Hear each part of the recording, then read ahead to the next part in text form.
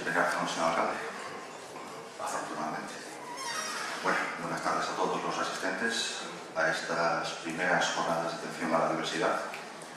Mi nombre es José Francisco Fonseca y formo parte de la Junta Directiva de Sulgapa como vocal en representación del AMPA del Colegio Plurilingüe Alborada de Vigo. Ante todo, gracias por su presencia aquí esta tarde y reiterar bien lo que acaba de comentar nuestra compañera Vanessa, presidente de Sulgapa, hace un momento. Gracias también a nuestra primera ponente en estas jornadas, la doctora Mirna Rodríguez Salgado, por su presencia, a quien pasaré a presentarles a todos ustedes a continuación. La doctora Rodríguez Salgado, que nos acompaña hoy, es licenciada en Psicología por la Universidad Pontificia de Salamanca, licenciada en Filosofía y Letras por la misma universidad, doctora en Psicología por la Universidad de Vigo, máster en Dificultad de Aprendizaje y Procesos Cognitivos también por la Universidad de Vigo, máster en Dirección de Recursos Humanos por la Escuela Europea de Negocios, profesora invitada e investigadora de la Universidad de Vigo, profesora en Psicología en la Facultad de Ciencias de la Educación, psicóloga en la Clínica Perot en Vigo y psicóloga especialista en neurobiofeedback en la Clínica Fernández Sastre y Rojo Psiquiatras en Vigo. La doctora Salgado nos podrá explicar mejor que yo, por supuesto, lo que es exactamente el neurobiofeedback, pero con su permiso. Y para que ustedes se hagan una pequeña idea, el neurobiofeedback es una técnica para el tratamiento del déficit de atención, ansiedad, depresión, trastornos del sueño, adicciones y un largo etcétera. Asimismo, es vicepresidenta de la asociación ANACO, Amigos de los Niños con Altas Capacidades de Ourense, presidenta de la asociación AMINO, Abuso y Maltrato Infantil No de Galicia, miembro del Grupo de Apoyo a las Altas Capacidades de la provincia de Pontevedra y miembro fundador de la recién creada Asociación Inventiva, asociación para niños con inquietudes intelectuales, talentos o altas capacidades de la provincia de Pontevedra. Inventiva es una asociación de carácter abierto cuyo objetivo principal es ayudar a cubrir las necesidades de los niños que demandan una estimulación diferente para poder potenciar su desarrollo integral y su contribución a la mejora de la sociedad. Dentro de sus intenciones más inmediatas se encuentra el asesoramiento y formación a profesionales, familias y centros educativos, además de actividades dirigidas a los niños. También es miembro doctora del Departamento de Orientación y del Colegio Don Bosco. En otro orden de cosas, y como conferenciante, la doctora Salgado ha realizado ponencias sobre neuroarquitectura emocional, inteligencia emocional, programación neurolingüística, el dibujo en la infancia, grafopsicología, altas capacidades intelectuales, abuso y maltrato infantil y neurobiofeedback como nuevo tratamiento psicológico.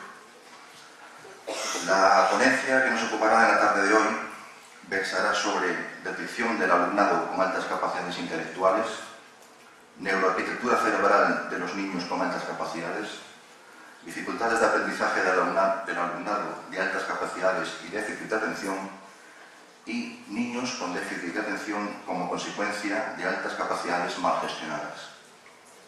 Una vez hechas las presentaciones, les dejo ahora con nuestra invitada y primera ponente de las jornadas de atención a la diversidad, la doctora Diana Rodríguez Salgado. Gracias a todos.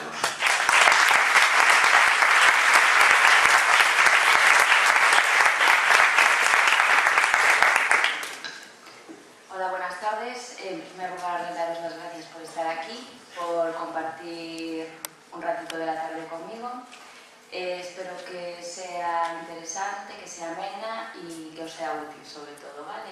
Todo lo que os voy a contar.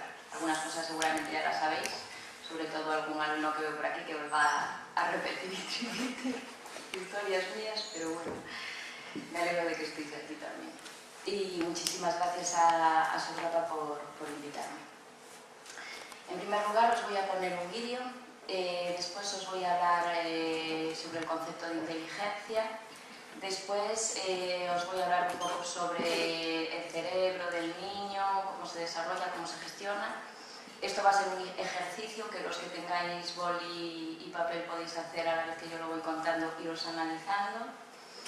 Después sí que nos vamos a centrar en alta capacidad, en los mitos, en qué es, en la falta de atención, en cómo tratarlos en el cole, cómo tratarlos en casa. Y después os voy a poner un examen. Os voy a poner el caso de un niño y quiero que me digáis qué está pasando con ese niño, ¿vale? Y después os daré la solución. Y después nos despediremos y iremos a casita.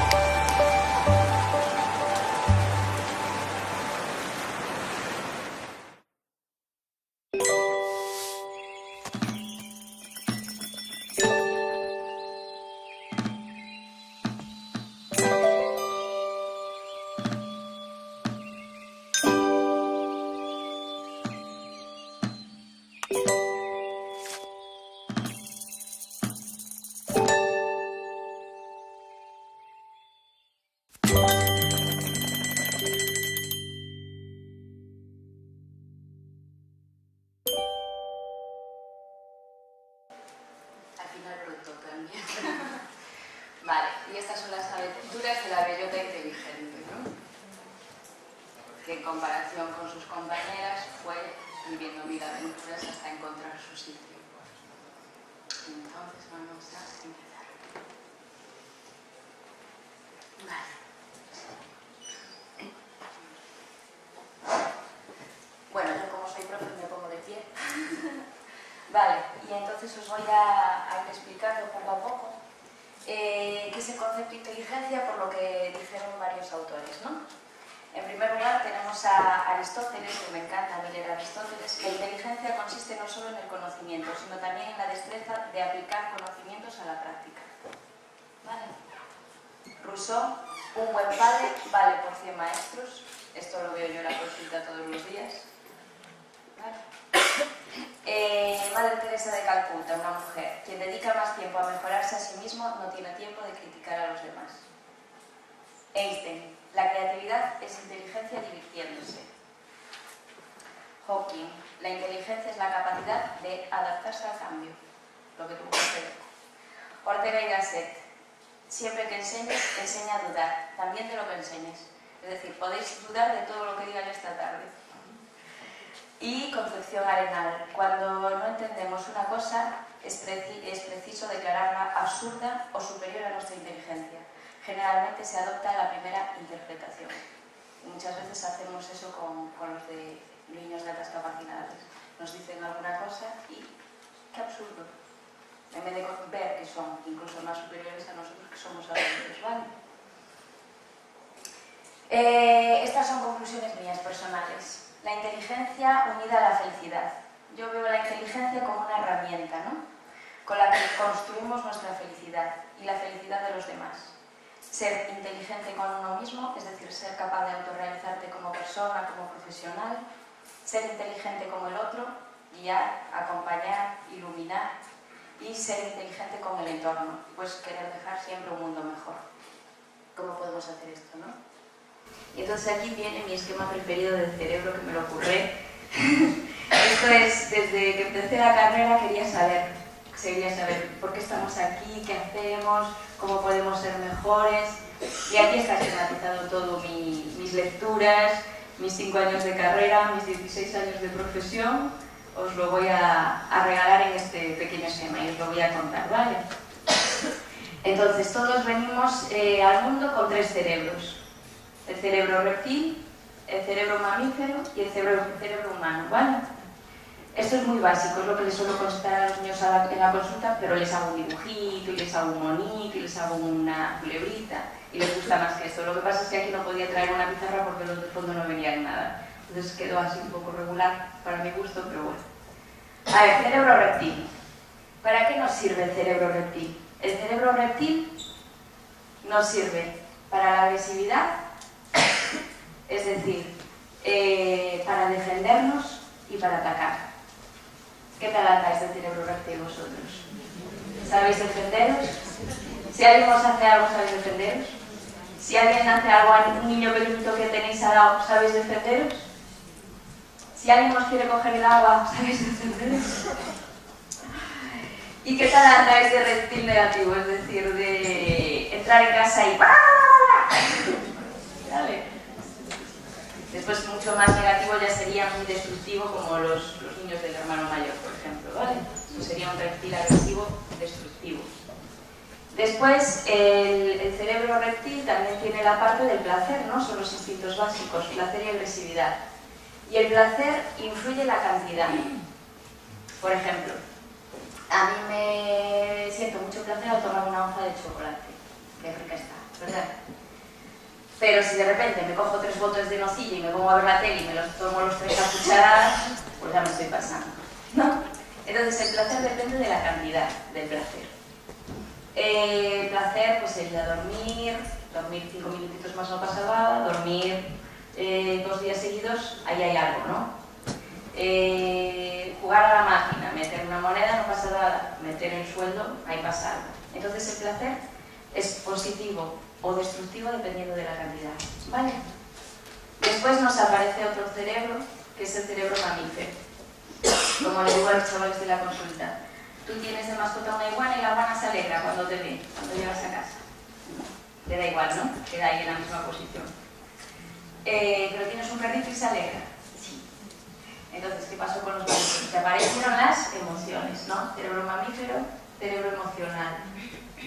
Sería el cerebro de la inteligencia emocional, ¿vale? Entonces, emociones hay positivas y emociones negativas. Pensad vosotros qué tal andáis de emociones positivas y negativas. Amor. Parece muy cursi, pero es lo más importante que hay en el mundo, ¿vale? Amor. ¿Sentís amor? ¿Os sentís queridos? ¿Sentís capaces de amar a otros?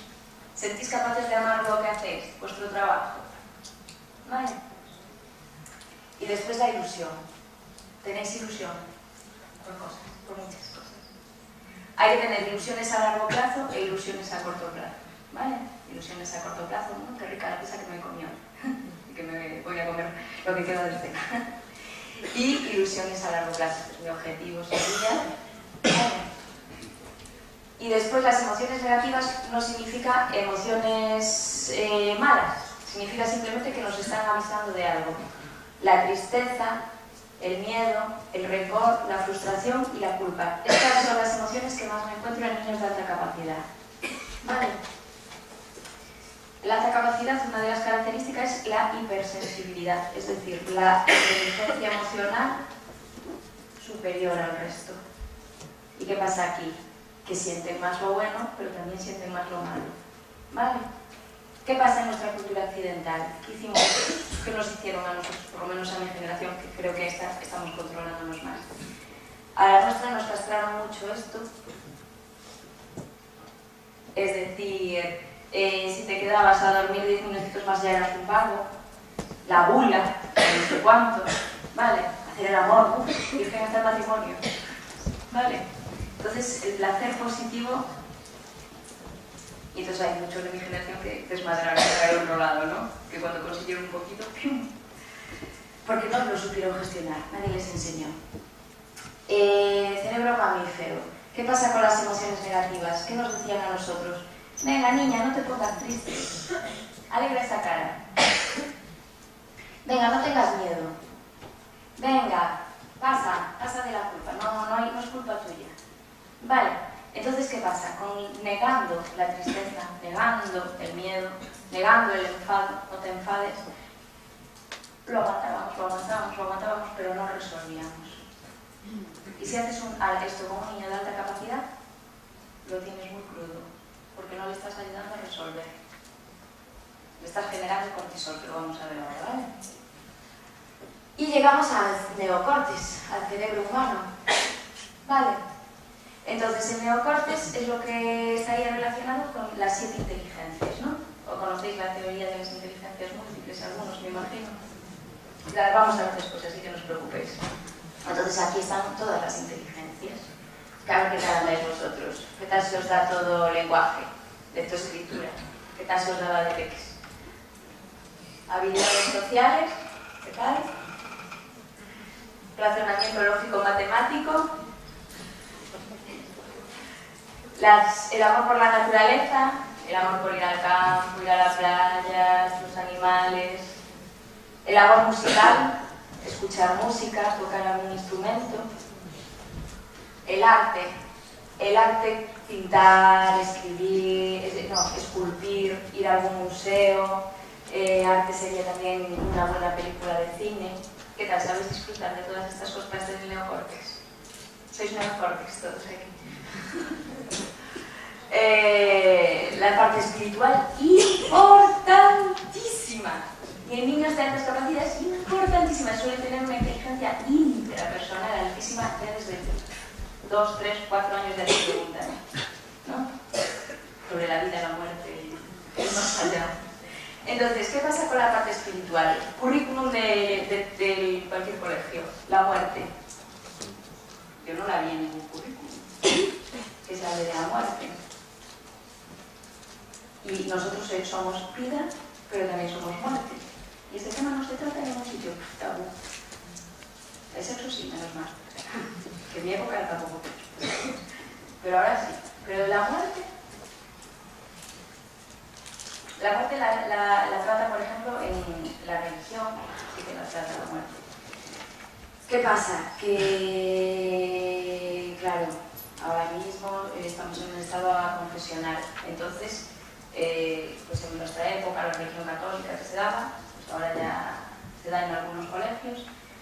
Pero sí que os invito a hacer una reflexión. Yo no digo que se dé religión, pero espiritualidad hay que dar. Algo de espiritualidad. La generación de los años 80 de Estados Unidos, esto lo escuché en una conferencia cuando tenía, 20 años, y me quedó tan marcado Y es verdad, después seguí leyendo sobre el tema, hice un estudio sobre la muerte, sobre el concepto de muerte. En Estados Unidos, la generación de los 80 fue una generación que apenas eran muy ateos en esa época, y entonces no querían machacar a los chavales involucrados en religión, etc. Y es la generación que salió posteriormente que se metió más en sectas. Vale, entonces ¿por qué pasaba eso? Y nos explicaban que era por la necesidad del ser humano de llenar la parte espiritual. ¿Vale? Entonces hay que llenar de alguna forma la parte espiritual de los peques.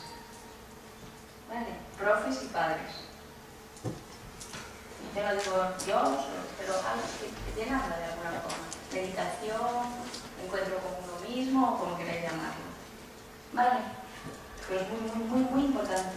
Veo muchos niños muy dolidos en alta capacidad por ese vacío.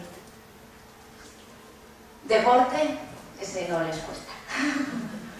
Vale.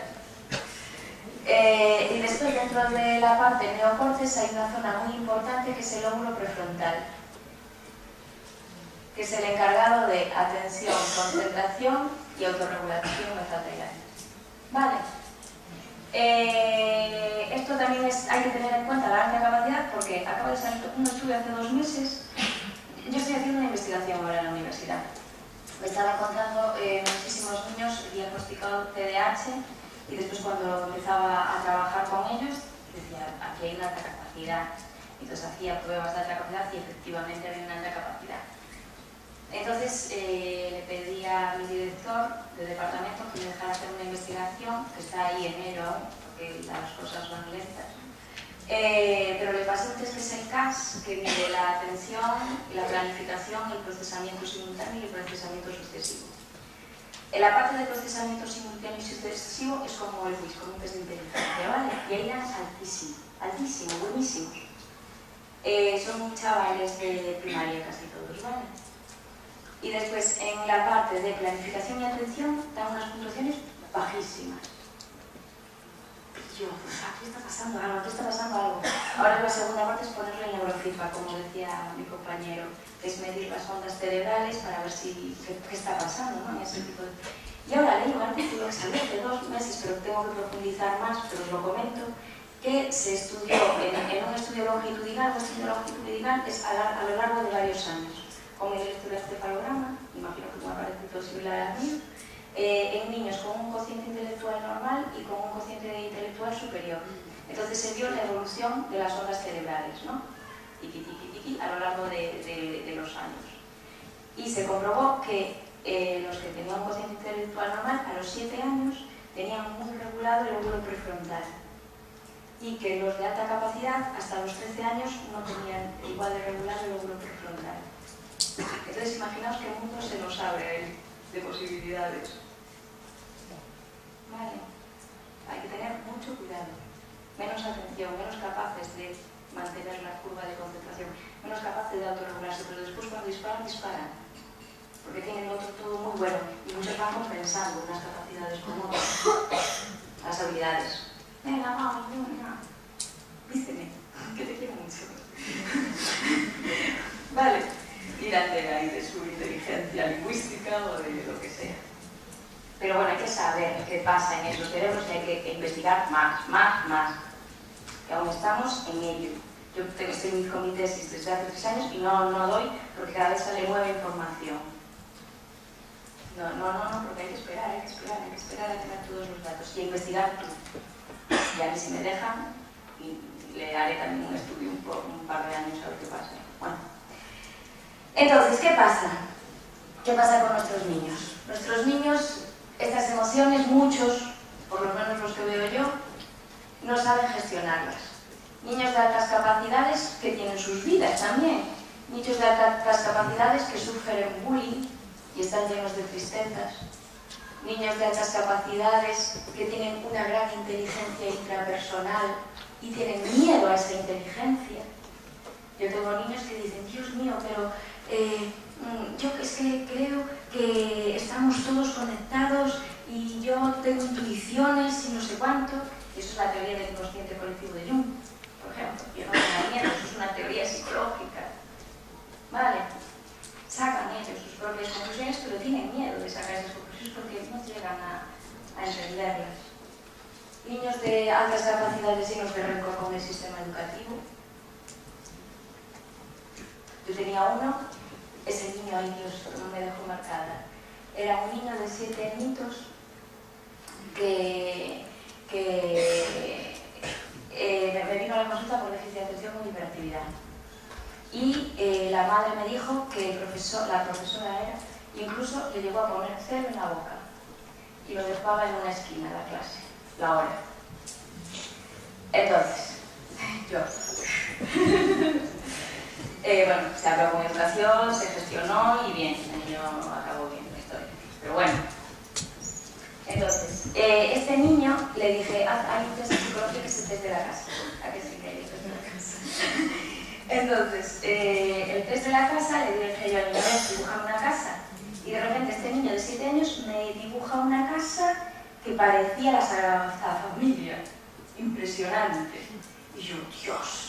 Bueno, la familia era una familia de clase media-baja, nivel de cultura bajísimo, la madre casi analfabeta, venía de una familia con dificultades económicas. Bueno, pero este niño le hace esa casa tan impresionantemente bonita.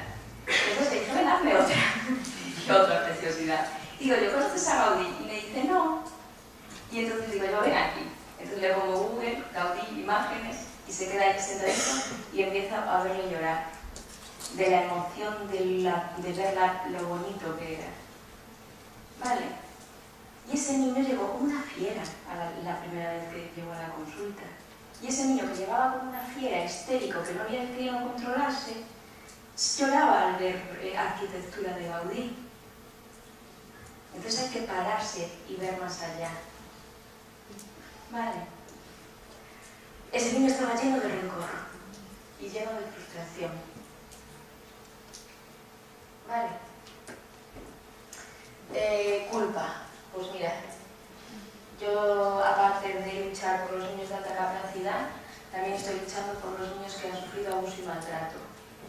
Aprovecho para decir que 1 de cada 5 niños sufre abuso sexual.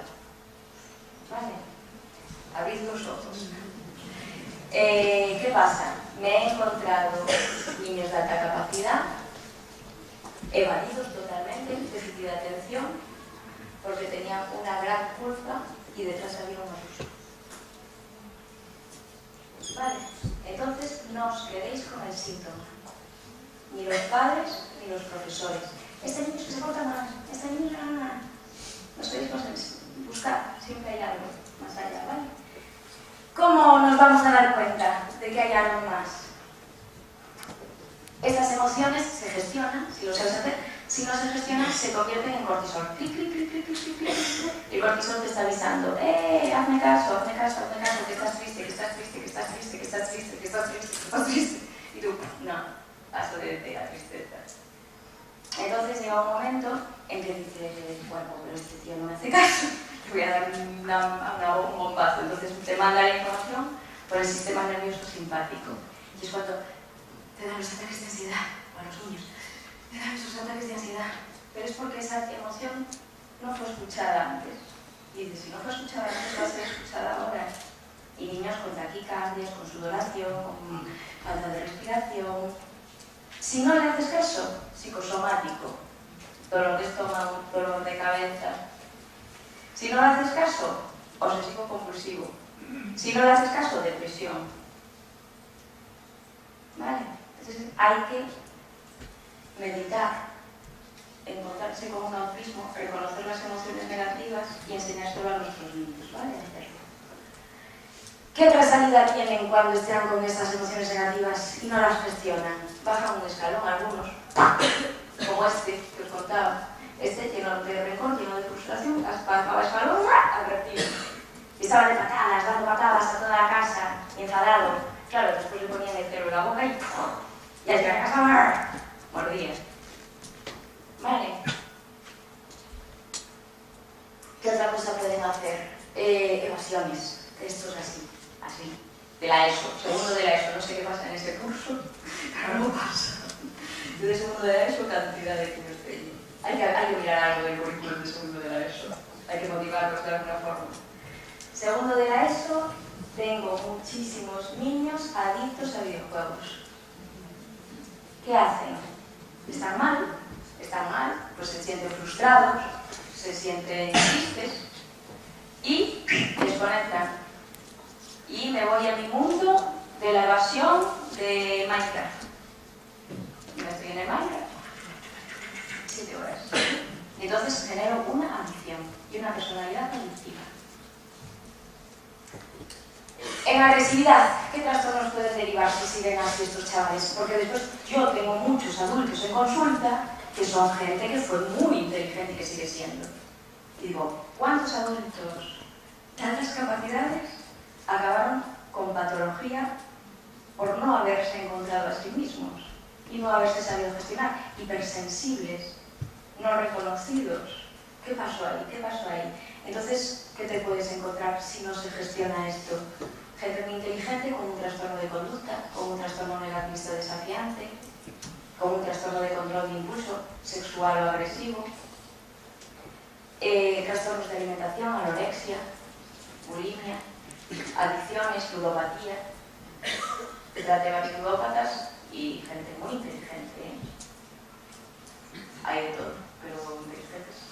Y después lo más grave sería el trastorno límite, que sería ya cuando se junta placer y agresividad, es decir, siento placer al agredirme. Y empiezan haciéndose cortes. Entonces es el placer al automutilarme, ¿no? Que acabaría en suicidio. ¿Qué más? Nos vamos arriba, si tenemos una falta de concentración, de autorregulación y de atención, derivamos en un déficit de atención con hiperactividad. Hay una buena noticia, que es que sabemos cómo gestionar las emociones negativas. ¿Queréis saber cómo? Pues ya lo sabéis. Bueno, hay 3 formas, que me imagino que muchos de vosotros las utilizáis, y para enseñárselas a los peques. ¿Cómo se gestionan de forma constructiva estas emociones? Nos vamos al lenguaje, dialogando. Me siento triste, pues en vez de quedármelo, reconozco esa emoción y se lo cuento a mi mamá, o se lo cuento a mi profe, ¿vale? A un adulto de confianza que te puede ayudar. Otra forma de gestionarlo sería mediante el razonamiento, es decir, Dios, pues estoy súper frustrado, pues tengo que tomar. Había una frase que me gustaba mucho que era, ¿y tú qué tomas para estar bien? Decisiones. Pues eso. Enseñarles a tomar decisiones. Hay un método buenísimo, lo positivo, lo negativo, pero después cuantificarlo, de 1 a 5 según la importancia que te dé. Y así lo tienes cuantitativamente tu toma de decisiones. Vale. Hay muchísimas técnicas de toma de decisiones. Otro día damos una charla de toma de decisiones. Pero ahora no me voy a poner a decir, ¿le puedo hacer esto? Pero no, que me alargo. Vale, yo soy muy práctica de hacer cosas. Pero bueno, para otra vez, te lo cuento. Entonces, lenguaje, razonamiento y la que menos usamos nosotros. La parte más hemisferio derecho, más creativa, más espiritual, más de meditar. Estoy súper triste, estoy súper mal. Me voy a tomar en cama, me voy a relajar y me voy a dejar llevar. Hago una visualización. Que me venga mi animal interior, que me diga, que no sé qué, hay 400 visualizaciones. O me voy a pintar un cuadro. O me voy a dar un paseo por la playa. Y ahí el cerebro se pone en una onda, que es la onda delta, que es una onda que nosotros, la sociedad oriental sí que la practica mucho, nosotros menos. Gracias a Dios la hacemos en el sueño. Entonces, reparamos ahí. Entonces, nos ponemos en onda delta y entonces es cuando te viene el eureka, desde la solución. ¿Vale? Entonces, mira, tenemos 3 herramientas para gestionar las emociones negativas. ¿Por qué no las gestionamos? ¿Por qué las callamos? Porque nos dijimos que no te enfades, no llores. Pues a los niños, profes y padres, no lo podéis hacer. Vale. Entonces, esto fue lo que aprendí yo en toda mi vida académica y profesional. Y lo resumí en esto. El cerebro es como un coche. Entonces, El cerebro es como un coche, el conductor es el neocórtex, ¿no? El cerebro humano. El volante es los lóbulos prefrontales. ¿Quién va llevando nuestro coche? El humano, ¿no? Pero a veces, ¿qué pasa? El humano sale y ¿quién maneja el coche? El chimpancé. Y los de altas capacidades que tienen un Ferrari, imagínate un chimpancé conduciendo un Ferrari. No sirve. Entonces, la gasolina, el cerebro mamífero. A ver qué tal estoy hoy. La rueda es el cerebro reptil. El coche, la carrocería, el cuerpo, ¿no? El termostato, esta parte me ayudó a verla este señor, Borges, que es el de la teoría polivagal. Él habla del tronco encefálico y del nervio vago. El nervio vago es el nervio que conecta el cerebro con bulbo raquídeo, faringe, esófago, laringe, tráquea, bronquios, corazón, estómago, páncreas e hígado. Y entonces él habla de eso, de que a veces te duele el hígado, pero puede ser por algo que te está pasando en la cabeza. Vaya.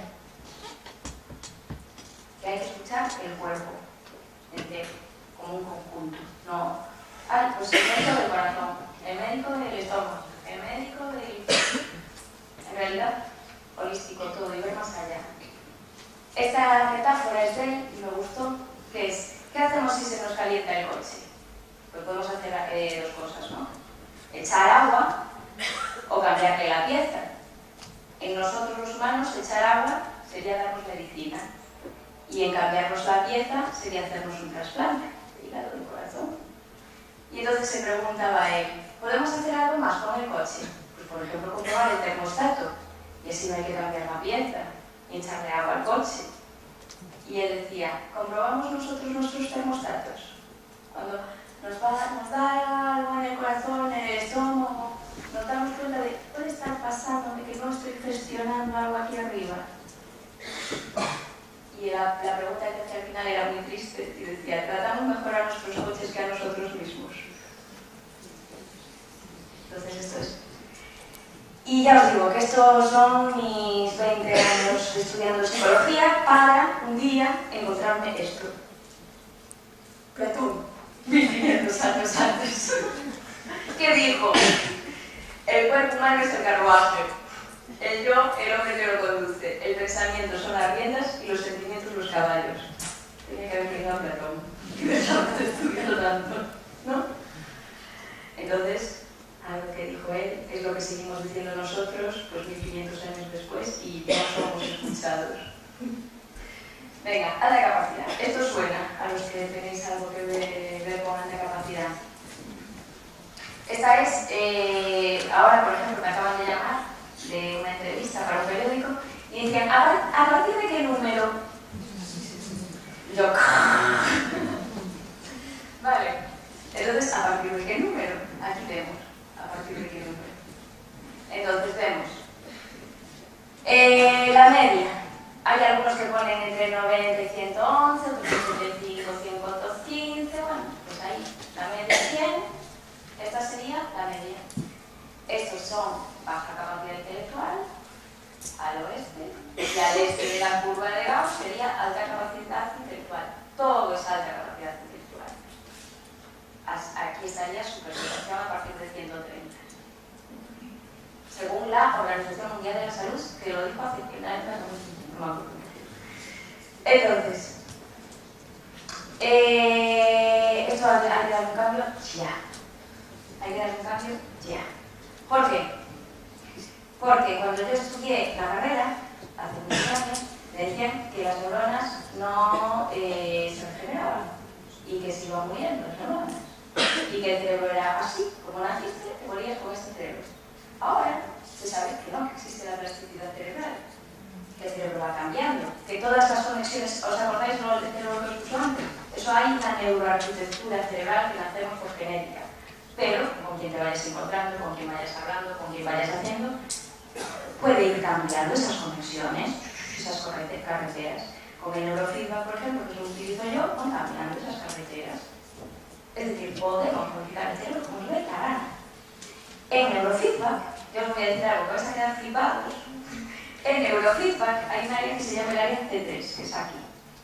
Bueno, pues se hizo un estudio en Estados Unidos durante 3 meses con chavales, se le puso aquí el C3, estuvieron trabajando en C3 y en su cociente intelectual sumaron 20 puntos.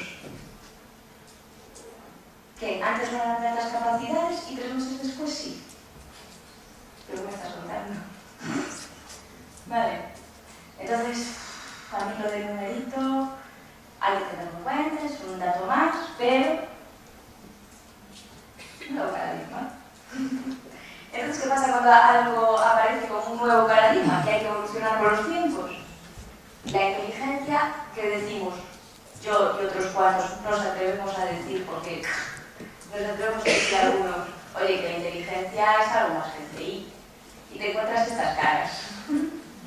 Unos que dicen, ¿pero qué me estás diciendo? Estos jóvenes de ahora no saben qué inventar. ¿Vale? Te encuentras esta cara que es, Dios, qué miedo, ¿qué me estás contando? Y después te encuentras esta cara que dice, bien, aleluya, alguien que nos entiende. ¿Vale? Entonces, aquí tenemos Resuli, que también es de los clásicos. Y Resuli dice que altas capacidades es el talento de la creatividad motivados por una tarea que le resulte interesante y inteligencia para procesar esa información. Y Resuli dice una cosa muy importante, que estos aros son móviles. Es decir, un niño puede tener muchísimo talento creativo y llevar por aquí este aro, motivación por la tarea mediana e inteligencia por el profesor para procesar la información mediana también. O al contrario, un niño muy motivado con menos talento creativo, etcétera, etcétera, y todas las combinaciones que os podéis imaginar. Pero ya empezamos a hablar de 3 aspectos, ¿verdad? No solo CI, número. Es creativo el chaval. Es rápido, procesando. Alguien que ve también lo de la lateralidad y lo vamos a contar después. Porque aquí hay muchos que tienen sus historias cognitivas. Está motivado, si le gustan los aviones, se mete a saber todos los aviones de la Segunda Guerra Mundial, se hace maquetas de aviones. Yo tenía uno que estaba, que citaba los aviones. Y tenía libros de aviones. Y la madre estaba desesperada. Y dice, ay, Diana, te quité todo. Le dejé las hojas para estudiar. Y cuando entro, todas las hojas convertidas en aviones. Entonces, ahí está, ¿no? Súper motivado por la tarea, que era de avión, no estudiar. Venga, las inteligencias múltiples para los que no las conocían. Aquí habla de talentos, ¿no? Hay niños que tienen unos talentos específicos. Niños que son buenísimos a nivel lingüístico, que escriben, leen, cuentan cuentos, hacen crucigramas, que se montan unas historias maravillosas, ¿vale? Que escriben unas historias maravillosas. Lógico-matemáticos, pues buenísimos a nivel experimentación, a nivel estrategia, robótica, etc. Kinestésicos, deporte, baile y manualidades. Después vamos a ver la hipersensibilidad kinestésica. Yo sí que he encontrado niños que también venían de TDAH, uno de ellos por ejemplo, y era un niño que no paraba. Y entonces le digo de la materia, inteligencia lógico-matemática también, tenía las dos, kinestésica y lógico-matemática. Le trabajaron la lógica matemática, le dieron ahí un enriquecimiento, le fue bien, y lo metió a un deporte que no voy a decir cuál es, porque llegó a campeonato nacional de ese deporte. Entonces, cuando encuentran su camino, arrasan. ¿Vale? Pero tienen un montón de camino, parar y pensar. Visual y espacial. Son los imaginativos, los que hacen joyas, los que hacen cosas artísticas, como este niño que hacía las casas, ¿no? Musical. Gente que coge un violín y ya tiene un don, ¿no? O una flauta, o lo que sea. O que canta maravillosamente bien. Que compone. ¿Vale? Niños que lloran. Niños que en infantil dicen, ¿y cuál es tu canción preferida? Pues Tchaikovsky. ¿Vale? Le canta Tchaikovsky y llora con Tchaikovsky. ¿Vale? una sensibilidad ahí musical brutal. Inteligencia interpersonal, es decir, los líderes del cole, que también hay líderes de altas capacidades, no son los que lograr las capacidades típico, ¿no? Que rarito tal. No, hay tíos muy líderes. Yo tenía uno que era buenísimo, ese chico, me caía genial. Estaba repitiendo segundo de la ESO. El número, que todo el número, un 145 tenía en su número. Vale, estaba repitiendo. Y era un tío interesantísimo, sabía muchísimo de política, podía saber con él de casi cualquier tema. Estaba repitiendo el segundo de la ESO. Y entonces, claro, yo hablaba con la del cole y decía, claro, y es que ¿qué adaptaciones le hacemos? Y dice la orientadora, claro, es que el otro día de religión, por ejemplo, se enfadó con él porque lo pilló leyendo la Biblia, en vez de aprender la religión. Y entonces le digo yo, pero que lo deje leer la Biblia y que haga un trabajo de la Biblia. Y al final le dejó de leer la Biblia, hizo un trabajo de la Biblia y todos la aplaudieron bien porque era súper líder. Y arrastraba a todos los de la clase. Y él quería ser malote, no le gustaba probar. Después decía, bueno, yo voy a contestar para el 5. Y calculaba cuando le daba el 5. ¿Sabes? Pero claro, la madre estaba desesperada. Porque no se aceptaba y no se quería como era ella. Intrapersonal, los que os decía. Pues, por ejemplo, Freud, este tipo de gente que busca mucho en el interior. Y después la naturista, mucho amor por la naturaleza, por los animales, de estos niños que en el recreo, en vez de jugar con los niños, se van a ver al caracol y al yo qué sé, y a la mariquita y a las hormigas, y les encanta observar la naturaleza. Esos tienen una inteligencia, un don natural, ¿no? Vale, aquí, como no lo leéis, os lo voy a leer yo porque es muy importante, ¿no? Esta es la teoría de Dabrowski. Y él habla de las sobreestatividades, la psicomotora. Estos son niños que exceden en energía y en nervio, ¿vale? Tienen mucha tensión emocional y a veces tienen tics, se muerden las uñas y son impulsivos, ¿vale? Otra sobreestabilidad que aparece en alta capacidad es la sensitiva, que a lo mejor os suena a algunos. Son niños que, por ejemplo, los calcetines los quieren por aquí, porque es que le molesta aquí. O le molesta el ticket de aquí, o le molesta, ¿sabes? Son a nivel percepción muy sensibles, ¿vale? A nivel intelectual, pues cuando viene algo, buscan comprenderlo, sondean, analizan. Me gusta mucho esto que dice aquí. Tiene más que ver, sus expresiones tienen más que ver con la búsqueda de lo desconocido y el amor por la verdad, y el aprendizaje en sí mismo. Es decir, un niño de estos le dices, a ver, ¿esta planta es verde? Y se muere por saber por qué es verde. Y van a buscar en internet y preguntan, y pam. Entonces, la clorofila, bla. Entonces, déjales a ellos que descubran, aprendizaje con descubrimiento que os hablará mañana Ángela. La sobreexcitabilidad imaginativa, pues tienen bastante imaginación y pueden llegar a confundirse con un déficit de atención. ¿Vale? Sus ensoñamientos. Tienen muchísima fantasía. Y la emocional, lo que os decía de la inteligencia emocional, pues tienen sentimientos extremos hacia lo positivo y hacia lo negativo. Y suelen tener una gran memoria afectiva. Tú aquel día me pegaste. ¿Vale? Hay una memoria que también veo yo mucho en alta capacidad, que es la memoria preverbal. ¿Vale? Es una memoria sensorial. Se acuerdan de cosas hace antes de tener el lenguaje, pero por sensaciones. Una memoria maravillosa. Venga, mitos. Término de superdotado. Odio este término, sinceramente. Superdotado, a los que estamos aquí no, porque más o menos controlamos el tema. Pero yo que sé, el otro día me iba yo en el autobús y me encontré con una amiga de mi madre y dice, ¿a dónde vas? Y yo no voy a una reunión de la asociación de discapacidades. Ah, de esos superdotados. Pero esos no tienen problemas, que son raras las familias. Entonces, el término superdotado tiene muchísimos prejuicios y muchísimas connotaciones que no son reales. El típico de violín, con sus gafitas, que juega al ajedrez, ¿sabes? No me encasille. Que sí que lo sé, pero no es todo así. El superdotado tiene que sacar todo 10. No, ya os conté varios casos que no. ¿Vale? Entonces, sí que te saca todo de 10 y se llama talento académico, que es uno de los talentos, pero no es único. No necesita ayuda, mentira. Hay mucha alta capacidad con dificultad de aprendizaje.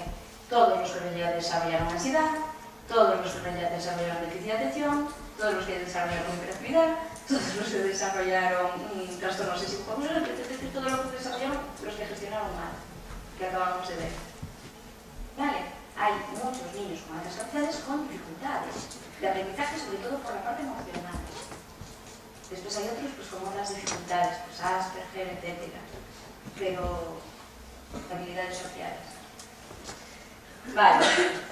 Se consideran los niños de altas capacidades, se consideran superiores y sus familias también.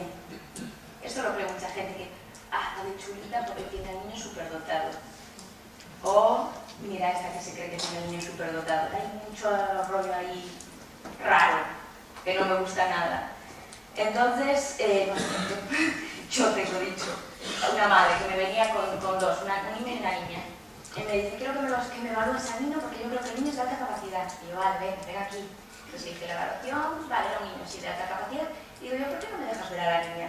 Ya tenía algo la niña. Entonces la evalúo y claro, dio en todos los aspectos. Y en el numerito famoso, pues si el niño tenía un 120, la niña tenía un 146. Y cuando se lo dije a la madre se puso a llorar. Del agobio que le entró. Entonces no es cierto que, wow, que me tocó la lotería, ¿vale? Hay mucha gente que se agobia. Y se crea mucha inseguridad en las familias, ¿vale? ¿De qué hago? ¿Dónde voy? ¿Qué hago yo? Qué perdida, ¿no? Qué perdida estoy. ¿Hay que ocultarlo? No. Me gustó mucho un vídeo que había puesto nuestra compañera Paula, que era sobre era una metáfora que comparaba, no sé si visteis la película de Frozen, de la reina del hielo, que es una chica que puede hacer hielo así con las manos, y entonces le ponen un guante para que no pueda hacer el hielo y que todo se caiga, que nadie sepa que hace el hielo. Entonces ella comparaba con eso, las altas capacidades. ¿Sabes? Niños que son capaces de hacer cosas, que le ponen los guantes, cállate, no hables, no quieras que sea de alta capacidad, y pasa como uno normal, y que nadie se entere. Y después lo frustrada que estaba la chica y el día que se libró de arma y la mariconera. Vale, pues son niños que hay que sacar y hay que ser coherente con lo que eres y dejarlos a ellos. ¿Todos tienen problemas emocionales? No. Hay algunos que tienen una maravillosa neuroarquitectura cerebral de serie, otros que tienen una maravillosa familia que saben gestionar las emociones o unos maravillosos tutores que saben gestionar las emociones. Entonces, no. ¿Les gusta el deporte? No les gusta el deporte. Sí, hay muchos que dicen, y no les gusta el fútbol. ¿Y no les gusta el fútbol? Pues no, yo tengo en la consulta niños campeones de diferentes deportes. ¿Vale? Sí que suelen gustarle deportes más originales. Pero bueno, sí, son deportistas. ¿Hay pocos? No. Hay pocos. Por la curva aquella de Gauss del año 14, Chimpunto decía que un 2% eran de más de 130. Pero sabemos que la inteligencia es un concepto que se mueve, que cambia, que varía a lo largo de la vida y que es flexible. Todos los de 111 para allá ya son. Y todos los de la parte media hay una posibilidad, es una inteligencia potencial. ¿Vale? Y yo estoy segura de que sí, que habría que cambiar nuestra inteligencia ahora mismo. Porque los niños de ahora considero que son más inteligentes que éramos nosotros. ¿Vale? Entonces los niños de ahora son muy inteligentes. Y los más inteligentes son muy rebeldes y entonces se cabrean porque no están de acuerdo con el sistema educativo, con el sistema social, con el sistema de todos los tipos. Y están viviendo una batalla entre los pequeñitos. Es una guerra ahí por el cambio. Y los adultos nos damos cuenta de que están pidiendo ese cambio. Hay más hombres que mujeres. Aquí hay estudios que son a nivel hormonal, etcétera. Dicen que los hombres sí que suelen ser un pelín más inteligentes, pero que las mujeres en la inteligencia media, alta y alta hay más que hombres. En la muy alta también, pero a estos estudios, sabe Dios, cambian cada 2 por 3, entonces no me voy a parar. ¿Qué hago si me entero de que tengo un alumno de alta capacidad o un hijo? Acudir al departamento de orientación del cole. Acudir al equipo de orientación específico de la provincia de Pontevedra, o de Orense, de donde seamos. Tenemos la unidad de alta capacidad de Santiago de Compostela, que también nos pueden ayudar, Carmen, Miriam, etc. Acudir a personal cualificado. Pero, ¿qué pasa? Aquí me viene un niño y me dice, quiero que me hagas una evaluación de sistemas de altas capacidades. Te paso un CABIC y ya. ¿Por qué? Porque nosotros somos psicólogos privados y si yo le hago un WIS, por ejemplo, que es el que le hacen en el Departamento de Orientación y el equipo de altas capacidades, dicen, ay, este niño acaba de hacer el WIS, pues hay que esperar un año a volvérselo a hacer. Y mientras no le puedo hacer ningún tipo de adaptación. Entonces, los que sois de gabinetes privados tened mucho cuidado. O sea, hay diferentes estilo GABIT que nos lo suelen pasar para tener una idea y hacer eso, pues otro tipo de creatividad, etc. Pero no utilicéis las mismas herramientas que utiliza el equipo de orientación o que utiliza el departamento de orientación porque la fastidias. ¿Vale? ¿Qué más? Asociaciones de Galicia, está Inventiva ahora en Vigo, estamos Ana con Orense y está SAC en Santiago de Compostela. Académicamente las posibilidades hay aceleración, es decir, subir un curso o dos. Agrupamiento, es decir, sacar fuera a todos los de altas capacidades del colegio y hacer actividades con ellos como el proyecto de inteligencia Harvard que les aburre como ostras. Hacer programas específicos como lo de la Biblia de este chaval. Hacer enriquecimiento, es decir, darle algo más. Todas estas cosas, por lo que yo vi a lo largo de estos años, son útiles para el alumno y para otros los hundes. ¿Qué vi que fue efectivo en el 100% de los niños? En el 100%. El cambio metodológico en el colegio. No hubo ni que hacerle ni aceleración, ni agrupamiento, ni nada. Y fue útil para todos los alumnos del aula, del grupo. Aprendizaje por proyectos. Aprendizaje cooperativo, juegos, role-playing y aprendizaje por resolución de problemas, entre otros. Todo el cambio metodológico les encanta, participan, les encanta ayudar al otro, cooperan, etc. Esto con una educación espiritual que os había dicho también anteriormente. Es lo que va bien. Más. ¿Podría repetir eso? Vamos a hacer. Cambio metodológico. El cambio metodológico, como te lo digo. Lo que mejor funciona es el cambio metodológico, es decir, el aprendizaje por proyectos, el aprendizaje cooperativo, los role-playing, la resolución de problemas, las TICs, las nuevas tecnologías incluidas en el aula, todo lo que sea dinámicas de grupo, ¿vale? Todo lo que sea real, ¿vale? Experimentación y las salidas, eso funciona muy bien. Y funciona muy bien la introspección, el buscar en su interior.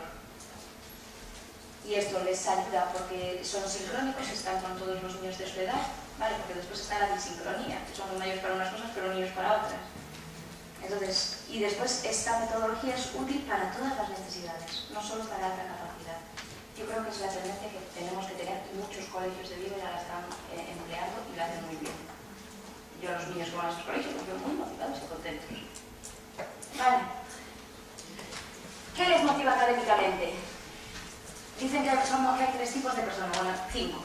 Los visuales, que cogen todo por la vista. Los auditivos, por el oído. Los kinestésicos, por tocar. Los gustativos, por el gusto. Y los olfativos, por el olfato. Gustativos y olfativos dicen que hay menos. Pero, por ejemplo, de los otros es, tú vas a un comercio y haces, miras, quieres ir a hablar con, miras, sería visual, quieres ir a hablar con la de la tienda, sería auditivo, vas y tocas a ver esta tela de qué es, sería kinestésico, ¿vale? Entonces, los niños de altas capacidades, sobre todo, son visuales y kinestésicos, muy kinestésicos, de querer tocar. Entonces, de ahí todo lo práctico, y visuales, audiovisuales. ¿Vale? Las nuevas tecnologías es la generación. En cambio, auditivos, esta charla ya se está fuera. Habría que hacer algo más práctico. A ver qué hago yo dentro de 20 años. Bueno, venga. Sí que que habría que promover las relaciones sociales. Hay a muchos que no les cuesta y que son líderes natos, pero hay muchos que tienen intereses muy distintos de los de la clase y no tienen habilidades suficientes para... Vale. Pues yo el otro día, un niño iba hablando conmigo sobre el titanio. Y el titanio, y en los aviones, y no sé cuánto, y para qué sirve el titanio, y qué se emplea el titanio, cuánto pesa el titanio, cuándo viene el titanio, de qué color es el titanio, y yo buscando en Google, taca, taca, taca, contestando. Y entonces llegamos al cole, y entonces, claro, yo veo a los amigos y dice, bueno, el titanio, le empiezo a contar el titanio. Y esto es, estaba en... os estoy contando de mi hijo. Estaba en el último año de infantil. Claro, lleva a los otros hablando de temas. Y entonces, claro, él ve que los otros estaban con las cartas de Pokémon.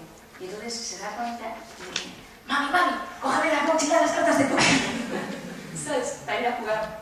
Porque se dio cuenta de que eso no le gustaba. Entonces es hábil socialmente y no le hace falta. Pero a otros niños sí. Yo tengo otros niños en la consulta que dicen, es que nadie quiere jugar conmigo y no me gusta el fútbol, me llaman paquete, ¿y qué hago? Y yo, pues mira, haz lo que hizo mi hijo, que fue recorriendo el patio con los niños que estaban solos y se hizo un grupo y son ahora el grupo de los Skylanders, no sé cuánto, no sé qué. ¿Sabes? Hay que crear alternativas y darle soluciones. ¿Qué más? Y por ejemplo el aprendizaje cooperativo está genial con eso porque se crea mucho vínculo, hay que hacer muchos juegos de cohesión grupal, ¿vale? En el aula, los orientadores. Después, hay que hacerlos sentirse útiles.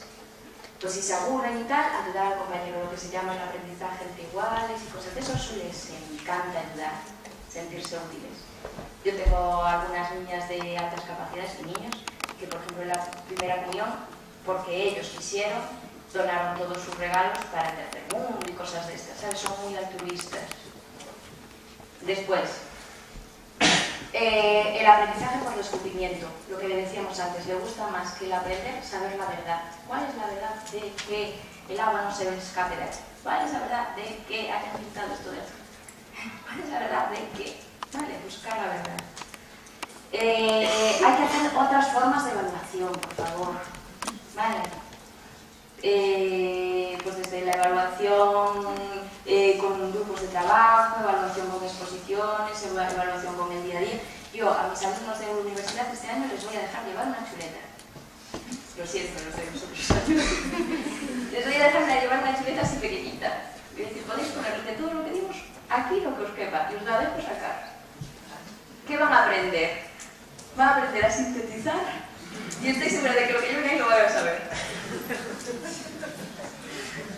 Vale, entonces, esto que es otra forma. Hay que ser creativos. Por ejemplo, otro profesor que contaba que en los dictados, dice, es que cuando él hago un dictado, y yo decía, ¿qué puedo hacer con los dictados? Y entonces inventó una telenovela de la clase.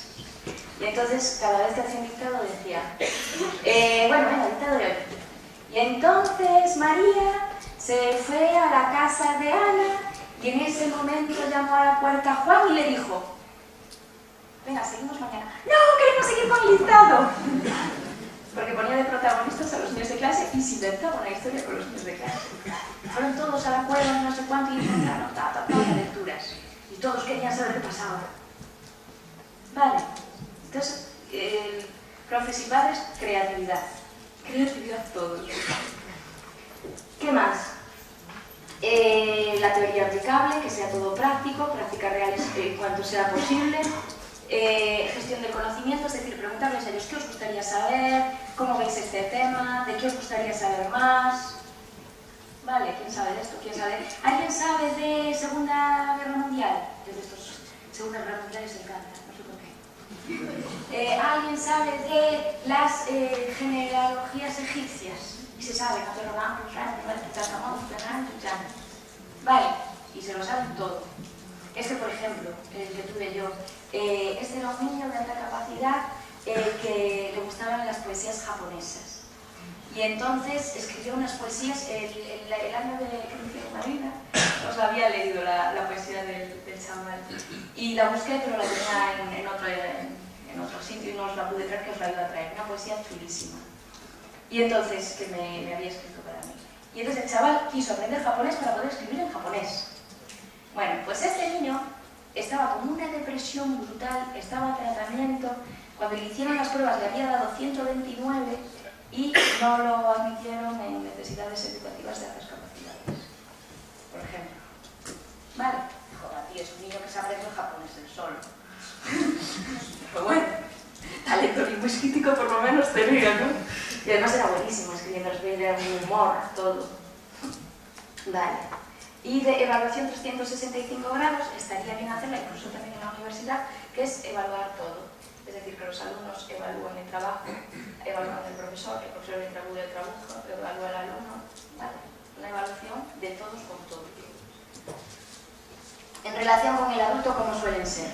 ¿Cómo suelen ser que la excepción confirma la regla? ¿Vale? Hay niños súper sumisos y súper... pero es rarísimo, yo creo que encontré uno. No suelen aceptar la autoridad. ¿Vale?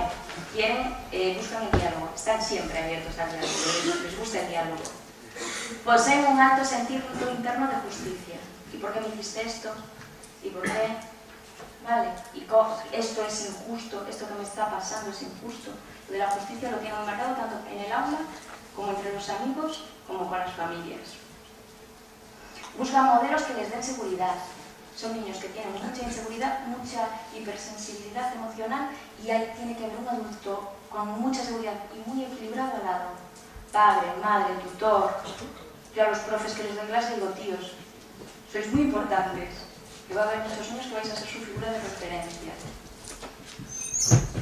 Buscan un trato democrático, es decir, el respeto. Yo te trato con respeto y tú me tratas con respeto a mí. ¿Vale? Respeta si se siente respetado, si no, da arma. Después necesita límites, necesita saber el lugar que ocupa. Yo muchos niños de otras familias también los veo que a veces pues una madre viuda o lo que sea quiere coger el rol de padre, protector, del hermano pequeño, de la madre, de no sé qué. No, tú eres el niño y yo soy la grande, tú eres el hijo y yo la madre, tú eres el alumno y yo la profesora. Que no cojan roles que no les corresponden, porque también tienden a coger roles que no les pertenecen. Después, necesita ayuda siempre, sobre todo lo que os hablé, hasta los 13 años, ¿no? Dijimos, para planificarse y autorregularse en las tareas cotidianas. Les cuesta. El uso de razón de los 7 años, ellos hasta los 13 no lo van a tener. Eso tenemos que ser conscientes. Acaba de salir un estudio también hace un año de Mary Jane, ¿cómo se olvidaba la chica? Una americana, que decía que el máximo sinapsis de condiciones neuronales, que se decía que era a los 0,3, hay otro repunte entre los 13 y los 17. Entonces de ahí cuando estos se revolucionan más. Pero bueno, esto todo está en estudio, ahora son estudios de este año. Entonces hay que seguir aprendiendo, leyendo. Venga, examen para vosotros. Os cuento el caso de Nacho. A ver qué opináis. Nacho es un niño de 11 años. Bueno, es un niño que ahora tiene 13 años, ¿vale? Lo vi yo cuando tenía 11. Su cociente intelectual era de 127. Tenía una cosa que se llama lateralidad cruzada. No sé si os suena a algunos. Es un trastorno de esquema corporal, visual, etc. Y lo que hacía era, tenía un mal movimiento sacádico, es decir, no daba seguido así el boli. Y además lo que hacía era utilizar el ojo izquierdo y la mano derecha. Entonces se mandó al esquema corporal, terapia visual, etc., pero no la siguió, ¿vale? Por otros motivos que no vamos a entrar. También se le empezaba a detectar ansiedad. ¿Por qué? Porque era un niño con este tipo de conversaciones que os leo ahí. Hablaba de la dinastía de Egipto, hablaba muchísimo de Dios, de las propiedades del titanio, metanio y de todas estas cosas químicas. Hablaba de la teoría de cuerdas de la física cuántica con 11 años. ¿Vale? Entonces, ¿qué pasa? Este niño, y tenía bajas habilidades sociales, este niño, sus conversaciones, las de los semejantes, decía, pero esta gente que está conmigo en clase, yo no puedo hablar con esta gente. No encontraba a alguien para hablar, para dialogar, para que le llenaran ni... Vale, y entonces empezó a volverse cada vez más peculiar. Vale. Vuelvo a ver a este niño con 13 años, 2 años después. segundo de la ESO. Este niño, la inteligencia personal que ya tenía alta, la aumenta, es decir, ya tiene unas teorías de Dios, del mundo, de la vida, de filósofos, que transmigración de las almas, bueno, una maravilla, una maravilla. Pero ¿qué pasó? Aparece el bullying. Los otros niños se empiezan a meter con él. Y algún profesor también. ¿Y tú no eres el listo? Pues estas notas no son de un niño tan listo. Y todos los otros niños, ¿y por qué vas así? No sé qué. Después empezó con Dios, con el pecado, con el rollo ese, empezaba a vestirse, ¿sabes? Muy de ella. Bueno, empezó así con sus historias de inteligencia intrapersonal y los otros no la entendían, y entonces lo empezaban a empujar, lo insultaban, ¿vale? Me llamaban marica, ¿vale? Entonces, él se empieza a encontrar muy mal, no se le corrige la lateralidad, tiene un rechazo total por el sistema académico. Está el rechazo que tiene por el sistema académico, que en clase sufre un maltrato, por los compañeros sufre vejaciones constantes y está tan agobiado y tan angustiado que considera que la clase es mala y cuando llega a casa se tiene que quitar una ropa que usó en el colegio y echarla a lavar del asco que le da. Entonces estaba mal.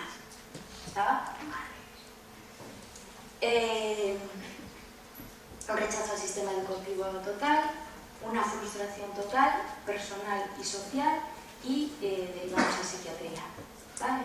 Este niño se pone a tratamiento médico. En ese momento deciden hacerle... yo había avisado en el colegio 2 años antes, oye, que este niño tiene un 127 de IQ, que este niño me está hablando de la teoría de cuerdas, que este niño tiene una lateralidad cruzada, ojo, que este niño a nivel social va regular, no se hizo nada en estos 2 años. En estos 2 años no se hizo nada, el niño, como veis, empeoró. Y entonces se hace algo, y le pasa a Luis con estos resultados. Comprensión verbal, 122. Razonamiento perceptivo, 127. Memoria de trabajo, 123. Velocidad de procesamiento, 97. CI total, 118. ¿Alguien ve algo?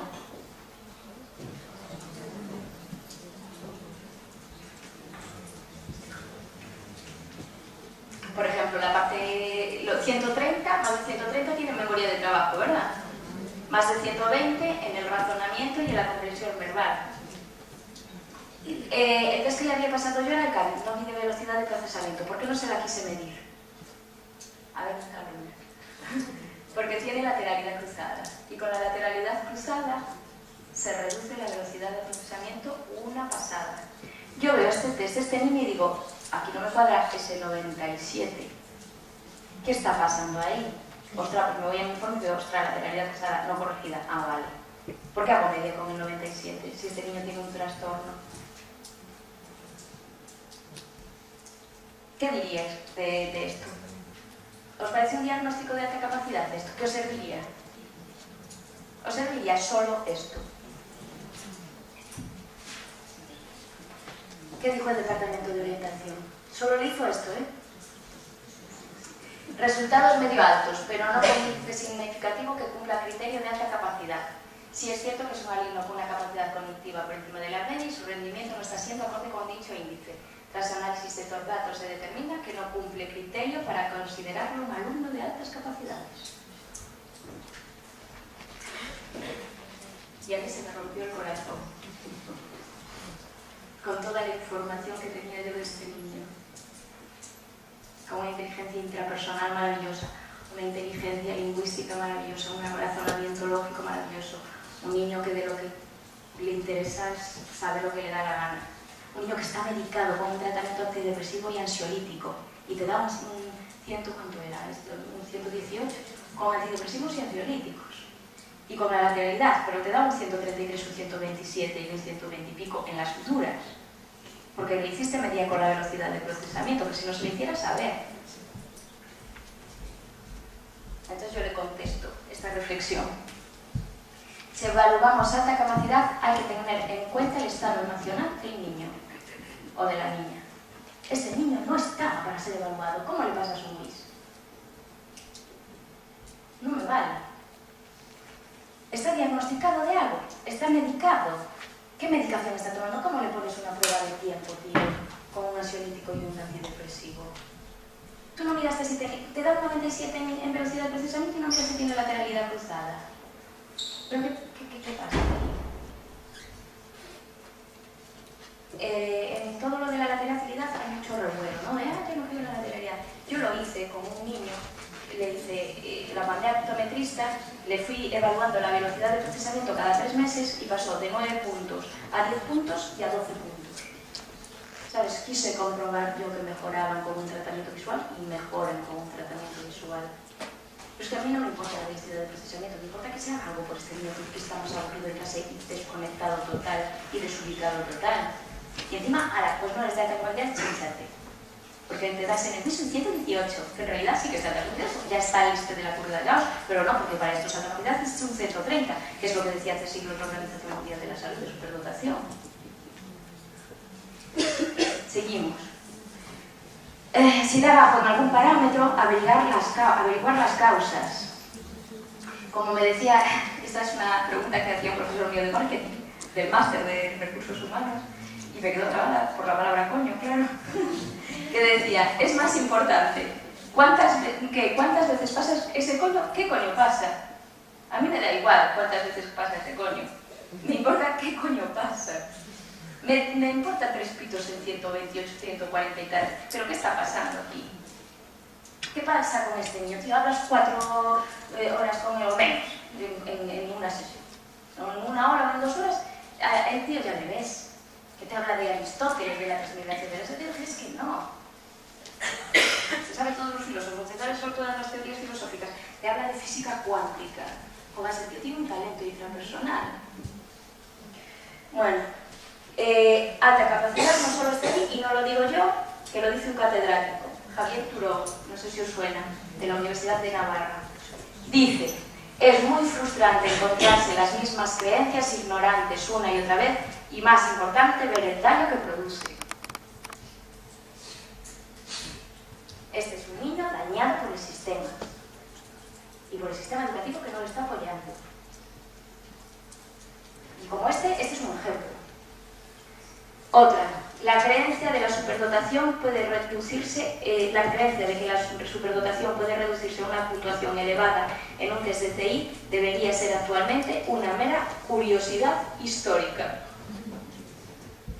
Honestamente, yo no sé cómo disipar la creencia de que la superdotación consiste en algo más que en obtener una puntuación suficientemente más alta en un test de CI, y yo tampoco.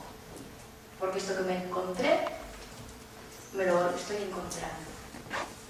Y es para un profesional súper triste y súper desesperanzador.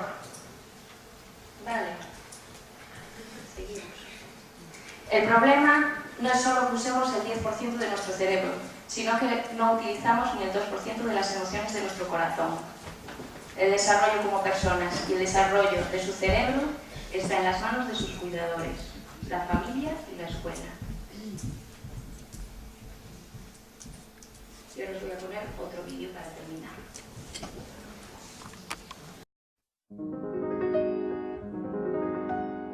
Cuando yo era pequeño, me encantaban los circos. Y lo que más me gustaba de los circos eran los animales. Me llamaba especialmente la atención el elefante, que como más tarde supe, era también el animal preferido por casi todos los niños. Durante la función, la enorme bestia hacía gala de un peso, un tamaño y una fuerza descomunales. Pero después de la actuación, y hasta poco antes de volver al escenario, el elefante siempre permanecía atado a una pequeña estaca clavada en el suelo con una cadena que aprisionaba una de sus patas. Sin embargo, la estaca era solo un minúsculo pedazo de madera apenas enterrado unos centímetros en el suelo, y aunque la cadena era gruesa y poderosa, me parecía obvio que un animal capaz de arrancar un árbol de cuajo con su fuerza podría liberarse con facilidad de la estaca y huir. El misterio sigue pareciéndome evidente. ¿Qué lo sujeta? ¿Por qué no huye? Cuando yo tenía 5 o 6 años, todavía confiaba en la sabiduría de los mayores. Y entonces pregunté a un maestro, a un padre o un tío por el misterio del elefante. Alguno de ellos me explicó que el elefante no se escapaba porque estaba amaestrado. Hice entonces la pregunta obvia: si está amaestrado, ¿por qué lo encadenan? La verdad es que no recuerdo haber recibido ninguna respuesta coherente. Con el tiempo, olvidé el misterio del elefante y de la estaca y solo lo recordaba cuando me encontraba con otros que también se habían hecho esa pregunta alguna vez. Hace algunos años descubrí, por suerte para mí, que alguien había sido lo suficientemente sabio como para encontrar la respuesta. El elefante del circo no escapa porque ha estado atado a una estaca parecida desde que era muy pequeño. Cerré los ojos e imaginé al indefenso elefante recién nacido sujeto a la estaca. Estoy seguro de que en aquel momento el elefantito empujó, tiró y sudó tratando de soltarse.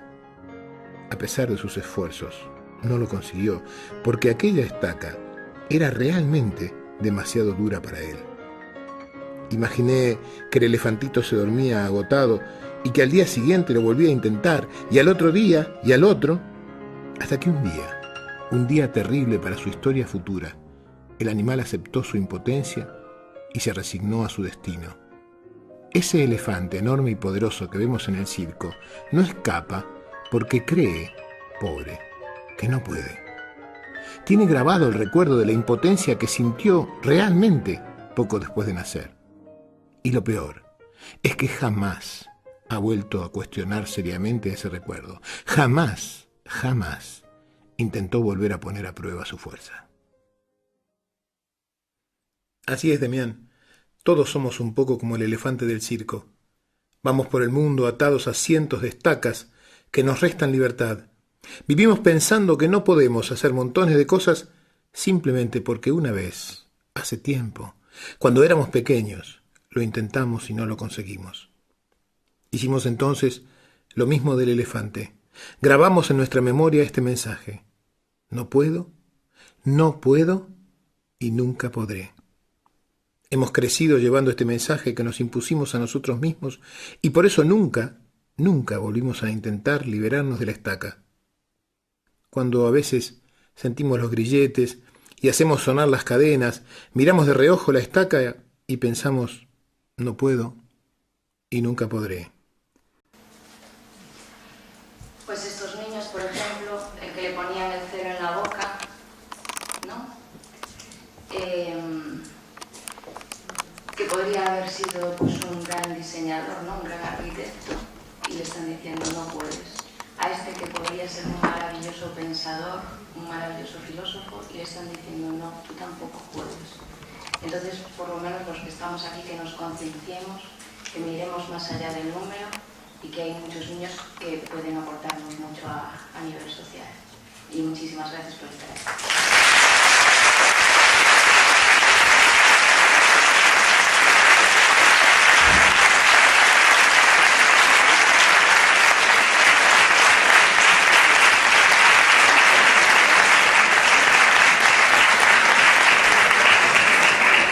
Muchísimas gracias a la doctora Salgado.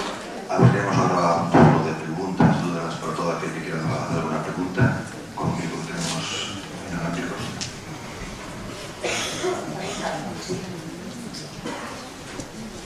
Hola, ¿qué tal? Yo soy madre de dos niños, los dos con dificultades. La mayor está diagnosticada con déficit de atención, autoestima baja, depresión, ansiedad. ¿Te suena, no? Lo que estoy hablando. Y el pequeño con síndrome de Asperger. Unas capacidades, bueno, conoce todas las calles de Vigo. Todas, no sé el mapa. Yo digo cuántas veces estaba. Entonces mi pregunta es, ¿cómo diferenciáis? Porque yo veo que prácticamente me hablaba de los dos. ¿Cómo se diferencia entre un caso, otro, Asperger? ¿El Asperger puede pasar a altas capacidades? A ver, es buenísima esa pregunta. y me das pie a contaros algo que no os conté antes. Mira que bien. Hay un estudio de Pascual Leone. Pascual Leone estudia en la universidad, es profesor de la Universidad de Harvard. Os recomiendo que veas algo de él. Pascual Leone habla en una teoría que es la hiperplasticidad cerebral de los niños con espectro autista. Es decir, la gente inteligente, por ejemplo, nosotros tenemos un coche normal, ¿no? Volvo. Y estos tienen un Ferrari. Entonces, ¿qué pasa? Que claro, el Ferrari va, si yo tengo abierto, por ejemplo, ahora el programa de habilidades sociales y lenguaje, pues ellos podrían tener habilidades sociales, lenguaje, pensar en la matemática, pueden tener 4 o 5 abiertos a la vez, ¿no? Entonces esto tienen que aprender a focalizar y a centrarse, y por eso hasta los 13 años, el déficit de atención. ¿Qué pasa con Asperger?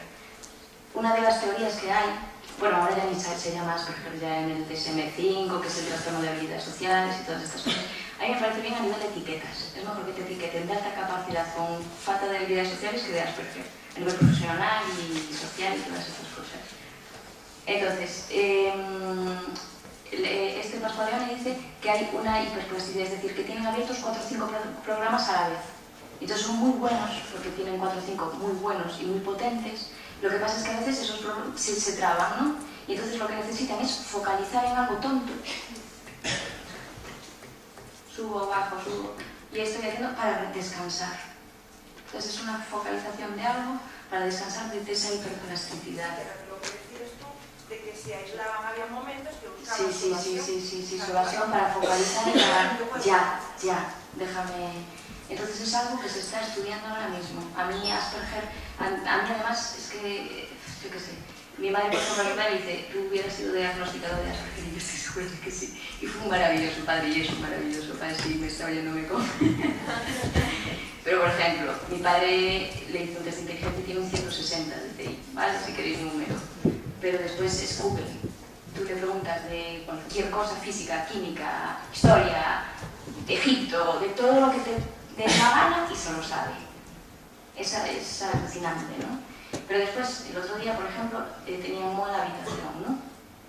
Y entonces le dijo mi madre, porque mi madre quiere que haga cosas sociales. Y entonces le dice mi madre, vete a preguntarle a la vecina por qué tienen moho. Y si ellos también tienen moho abajo en la habitación. Y entonces va mi padre, y mi madre se queda en el rellano, escuchando.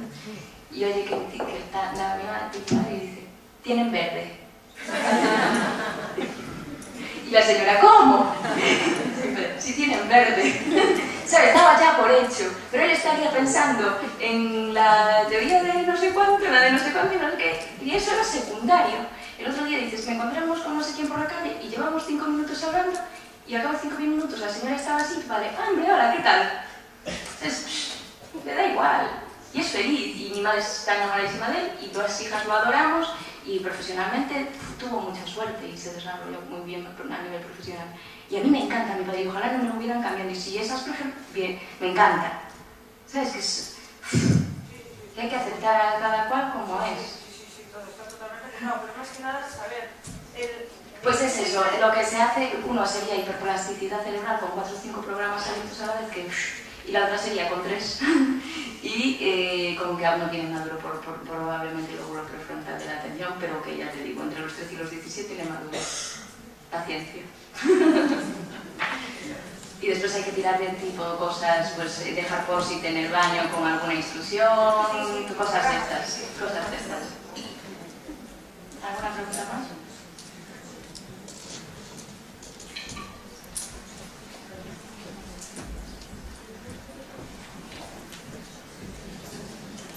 Hola, buenas tardes. Si me lo permites, me gustaría hacer terapia esta tarde. Voy a ser brevísimo. Tenía el primer enciclopedia con 7 años y la segunda con 14, 15. A los 30 años decidí que... Recuerdo la pregunta que me hicieron de acepta de ti mismo tal como eres entre los demás. Y lo hice. Entonces me di a conocer en 30 países a través de los medios de comunicación. Me vieron, leyeron y escucharon 2.000 millones de personas en unos pocos meses. Y cuando vi que eso no valía para nada, mi vida para nada, se me ocurrió, dije, aquí tiene que haber un fallo, porque me han escrito desde un montón de lugares y de países, pero no quien a mí me interesaba. Entonces supuse que había cometido algún error, ¿no? Porque sobre todo cuando lo que había presentado. Y decidí hacer un pequeño experimento, porque digo, si debo ser un poco tonto, a lo mejor, no sé. Y entonces hice un experimento y me descontrolé, porque ese experimento, lo que podía tener inteligencia o creatividad, se multiplicó por 20, y ahora no lo controlo. O sea, he investigado a Einstein, he llamado a la FED diciéndole cómo el errores que cometen cuando miran las dimensiones, cómo interactúan.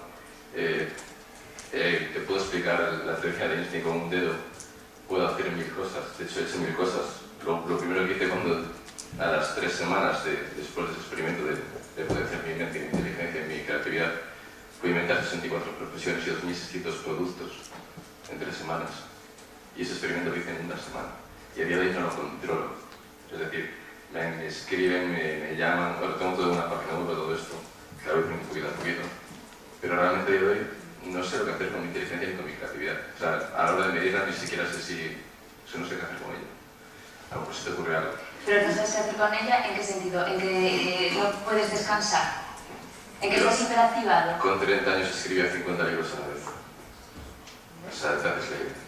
Y sí, a los 31, pues decidí que para escribir a una asociación, porque escribía miles de asociaciones y demás, ¿no? Que empecé a colaborar con ellos.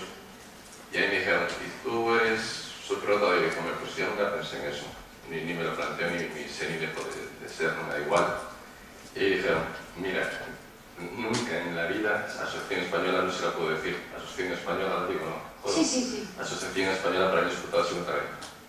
La de Madrid. Sí, también colaboré con una de México. ¿Y estuviste con Luz? No, con Alicia, es mi amiga. De hecho, ayer por la tarde, estaba frente de aquí y recibí un mensaje diciendo, oye,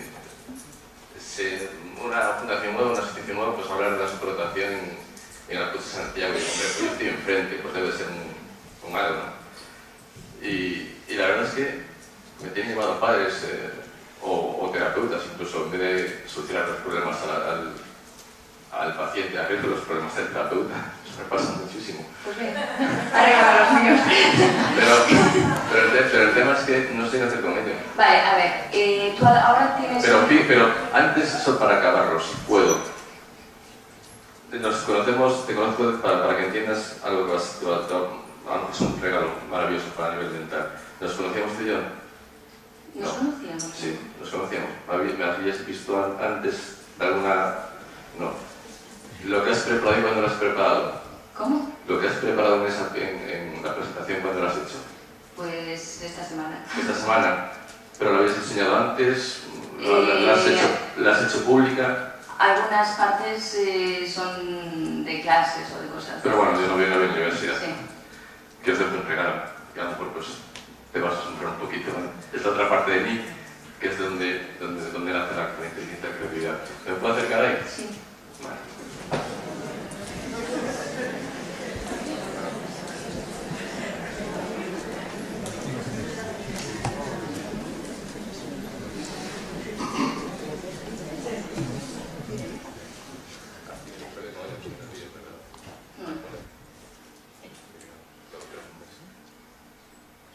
Mira,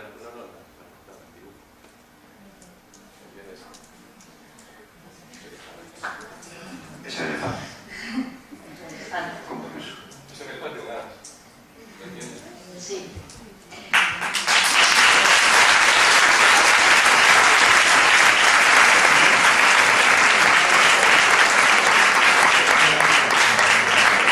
Ahora queréis que os raye yo un poquito con una teoría de mi padre, que te va a gustar a ti.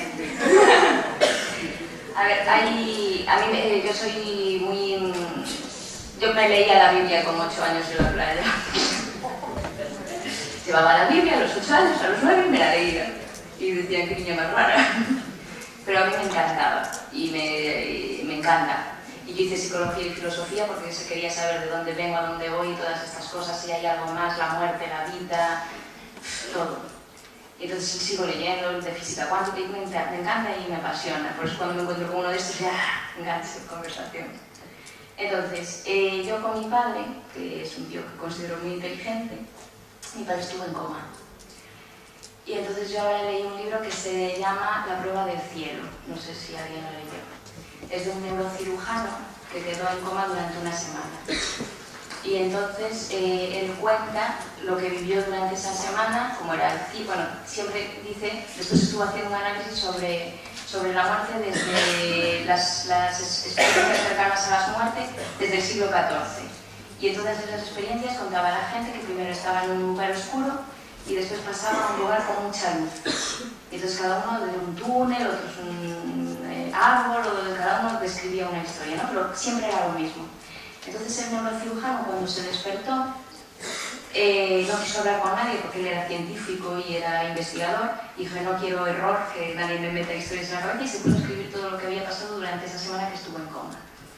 Y entonces que estaba en un árbol, unas raíces, que a veces salía, que se llenaba de paz, de sabiduría, que encontró un ángel, bueno, el cielo, y que notaba a Dios, que notaba todo el conocimiento del mundo. Y entonces cuando salió de todo esto se puso a escribirlo.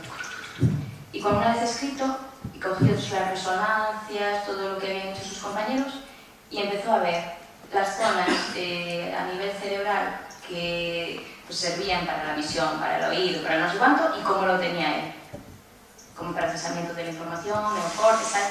Y entonces, al final del libro hay como unas hipótesis de si tenía esto mal, hay varias hipótesis, ¿no? Y entonces, ahora mismo hay una investigación con 3 universidades de Estados Unidos que están investigando todas las experiencias cercanas a la muerte y los cerebros de esa gente, y a nivel neurológico, como cada vez sabemos más, pues las conexiones, que si se podría, si no se podría, etcétera, etcétera, etcétera. Entonces yo cogí a mi padre, que estuvo en coma 2 días, y dije: voy a preguntarte, no me gusta nada hablar de este tema. Entonces le digo yo: a ver, papá, cuando estuviste en coma, cuéntame. Y dice: bueno, venga, que te cuento. Y dice: pues mira, yo me veía en un águila de obsidiana, una águila de esas egipcias. Digo yo: raro ya. Entonces veía en una águila de obsidiana, que era lo oscuro, que decía que primero te ves como en una zona oscura. Y en esa zona oscura contaba que él oía cosas del mundo. Y ahí mi padre sí que oía: venga Luis, tienes que salir. Y era el celador. Después el celador le dijo: sí, yo te decía, Luis, venga, tienes que salir. Y que después, cuando pasaba de esa parte oscura a la parte de luz, mi padre dice que como que asomaba la cabeza, dice: era una sensación de paz, de felicidad, de que sabías todo y de Dios, qué bien se está. Y después volvía otra vez. Y salía y volvía. Y al final salió y se despertó. Y digo yo: jo, papá, qué alegría cuando viste a mamá y a nosotras volver a vernos. Y dice: no. Y de no, dije: qué putada volver a tener que morirme otra vez. Entonces le pregunto: pero ¿y hablas de la vida, de la muerte? Y me dice mi padre: mira, Diana, yo lo que creo que es que el tiempo es relativo. Esto es una rayada total, pero os la voy a contar. Y dice: yo creo que el tiempo es relativo. Bueno, el tiempo es relativo, ¿no? En realidad no existe este lugar ni este momento. Nos inventamos que son las 8:10 de la tarde y que estamos aquí en vivo. En realidad no existen, los colores estos no existen, es nuestra percepción ocular que coge o absorbe, ¿no? Entonces vemos azules, rojos, tal, pero en realidad ni siquiera existen los colores, ni siquiera existe el tiempo. Entonces dice mi padre, y dicen que durante el sueño es el único momento que desconectamos y sí que estamos en el tiempo. Entonces, durante el sueño es cuando estamos pasado, presente y futuro, y que es cuando, dicen el sueño reparado, cuando reparamos todo lo del pasado y echamos un vistazo. Y entonces es el hágase la voluntad, ¿no? Que sea lo que Dios quiera, lo que me toque. Y no programar, sino dejarte. Bueno, estas ya son historias mías. Entonces dice mi padre, seguramente existe gente de alta capacidad, y yo lo veo, lo que pasa es que esto solo se lo conté a un chico de la Universidad de Oviedo y a vosotros. Y me dijo: cállate que te mato. Pero bueno, ahora como salió. Y digo yo: jo, yo le veo ahí un rollo intuitivo, y sí que después estuve leyendo, y en el lóbulo prefrontal, en el lóbulo temporal, en la zona del hemisferio derecho, toda la parte para psicología e intuición y tal, sí que la tiene más desarrollada. Y hacen cosas, por ejemplo, había un niño que lo expulsaron del cole porque alta capacidad. Él de los poemas japoneses. Este se metía debajo de la mesa cuando venía un profesor. Y lo expulsaron del cole, y me vino a mi consulta porque estaba agresivo y me lo expulsaron del cole y tal, alta capacidad. Y lo que no os conté, que es esto, que ahora os lo voy a contar. Como nadie sabe quién es. Este niño, que ya había cogido confianza conmigo, me dice: te voy a contar algo, pero no quiero que creas que estoy loco. Y yo: a ver, cuéntame. Y dice: yo soy capaz de ver la aura de la gente. Y entonces veo a la gente con luz, como que emite luz. Y veo que hay gente que emite luz azul, que es gente buena, de paz. Auras así, a miles, azuladas, de gente buena, inteligente. Después veo auras negras, que es gente que está muy triste, muy mal, tal, y después veo auras rojas, que es de gente que está enfadada. Y ese profesor de matemáticas era muy agresivo y dice, y es que él cuando abre tiene una aura roja tan fuerte que es que me hace daño a la piel y me tengo que agachar para que no me duela. Y entonces mi padre decía, yo creo que hay gente que sí que tiene esa capacidad de conectar más presente, pasado y futuro, como de estar más en el tiempo, y que a veces ve cosas que ya pasaron, pero por el concepto de tiempo que tenemos. A lo mejor es lo que te pasa a ti. Que ajustes ahí temporalmente. ¿Qué está pasando? A ver, cuéntanos. Bueno, es una broma. Pues eso es. ¿Cuál es tu obra esa María Clarita? Vale. ¿Alguna pregunta más? Os dejé cao.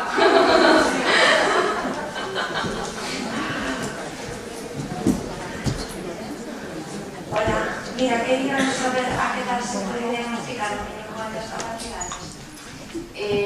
Pues en principio, si la precocidad, un niño precoz, a partir de 2 años ya se ve que es precoz.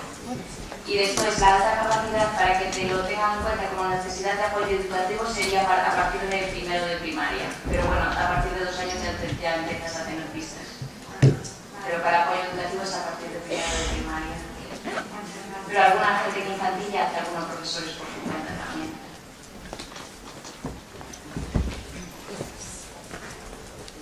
Bueno, yo creo que ya os tenéis todo, ¿no? Yo quería hacerte otra pregunta. Bueno, primero una observación. Antes hablabas de los niños que se acuerdan de cosas.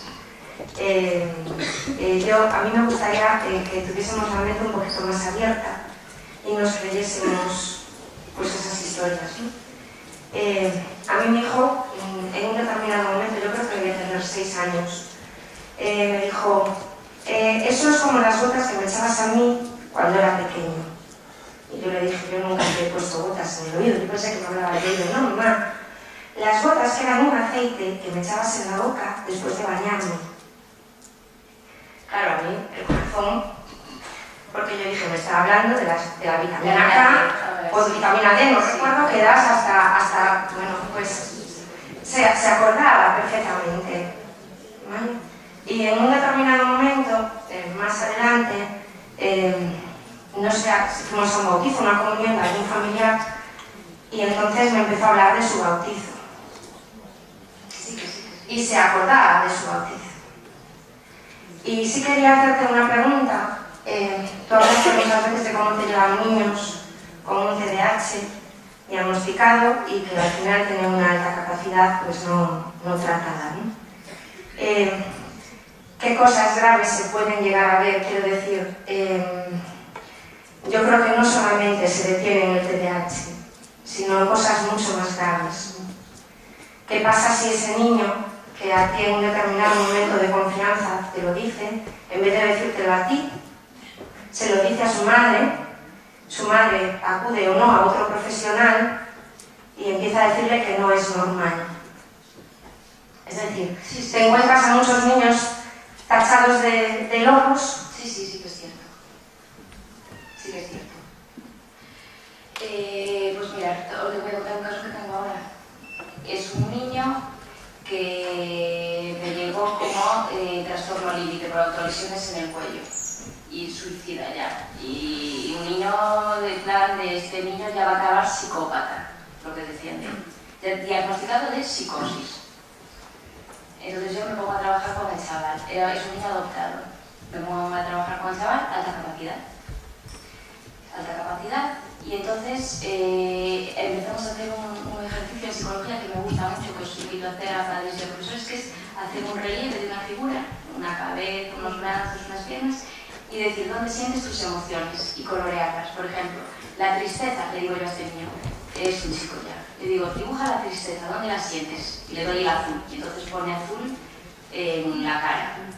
Ahora quiero que dibujes la culpa, ¿dónde la dibujarías? Y colorea de color azul en las piernas. Y yo fui así diciendo emociones y él iba coloreando en su cuerpo. Digo yo, ¿crees que queda alguna emoción por decir? Y dice, la tortura. Y yo, ¿la tortura? No me lo había dicho. Vale. Y coge el marrón y la pinta así en el cuello. Entonces este niño fue adoptado cuando tenía 4 años y no tiene recuerdos anteriores. Entonces, para la siguiente sesión llamé a la hermana. Y dijo la hermana, bueno, te voy a decir, la hermana se escapó de casa cuando él tenía 2 años y ella 6, lo cogió y se escaparon de casa. Era la de 6 años también inteligente, ¿eh? Y salvó al hermanito. Y entonces va y le dice, el niño, ya te os digo, con cortes por aquí, que se quería matar, a los de su clase, un adulto súper agresivo, psicópata, ya con antipsicótico. Entonces yo veo la curva, tal.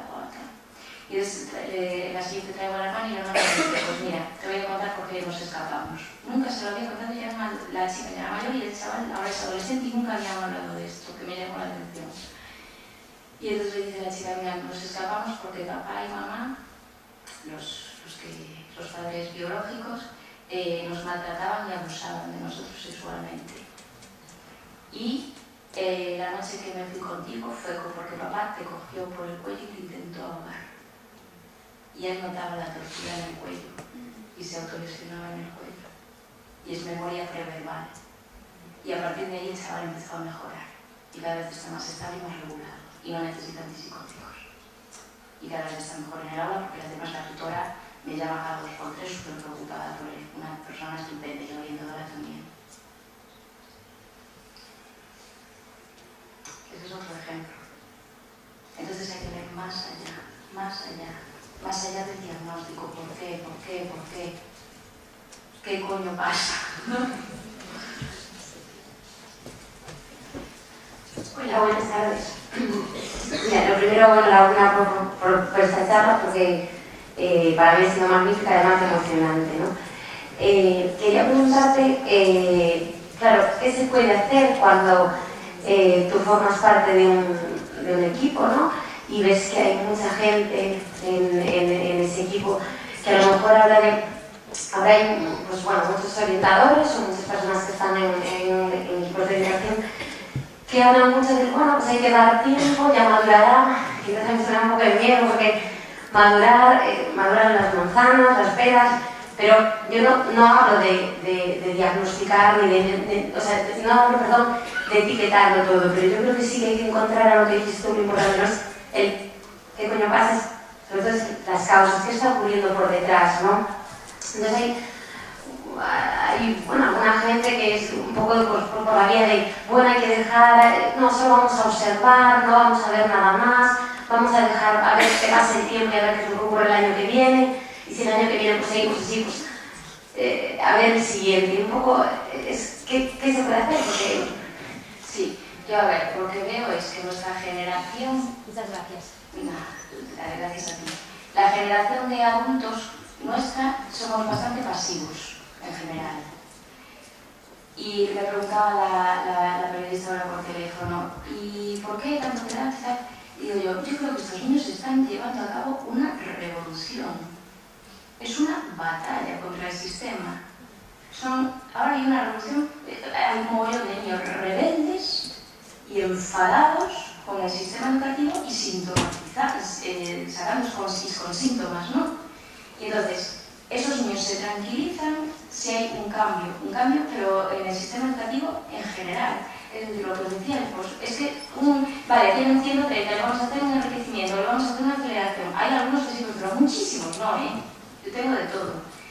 Pero el cambio metodológico, lo que os decía yo, y mañana os va a hablar Ángela muy largo y tendido de este tema que os recomiendo escucharla, el cambio metodológico es la solución. Ese niño, si estuviera en un aula en el que le hicieran un proyecto de dinosaurios y unos hicieran tal cosa y otros tal cosa, o un proyecto de la luna, o un proyecto de una nueva sociedad, y si tuvieran que hacer las monedas, si tuvieran que hacer no sé qué, y el vestuario y lo que sea, esa niña estaba motivadísima, no había ni que esperar nada. Yo me refiero un poco, sí, o sea, eso efectivamente como tú dices, pero sobre todo me refiero al que cuanto antes mejor. Me refiero a cuanto antes tomar ciertas medidas, pues cambios metodológicos, no dejar pasar los Pero hay años. muchos colegios amigos que ya lo están llevando a cabo, sí, gracias a Dios. Sí. Y después para eso estamos inventiva, para eso está ANACO, para forzar un poco a la sociedad. Nosotros ya fuimos a hablar con el José Jairo, ya nos estamos moviendo también en plan, ¿sabes? Los adultos también tenemos que ponerle voz a esos niños. Y esas jornadas se están poniéndole voz a esos niños. Yo vengo aquí para ponerle voz y deciros, venga, pero los que estáis aquí seguro que sois los que estáis concienciados. Pero bueno, la verdad es como dudoso. Pero bueno, podemos hacer fuerza, sabéis que ahora existe inventiva, sabéis que podemos hacer fuerza desde ahí, ¿sabes? Os queremos con nosotros luchando y dándoles voz.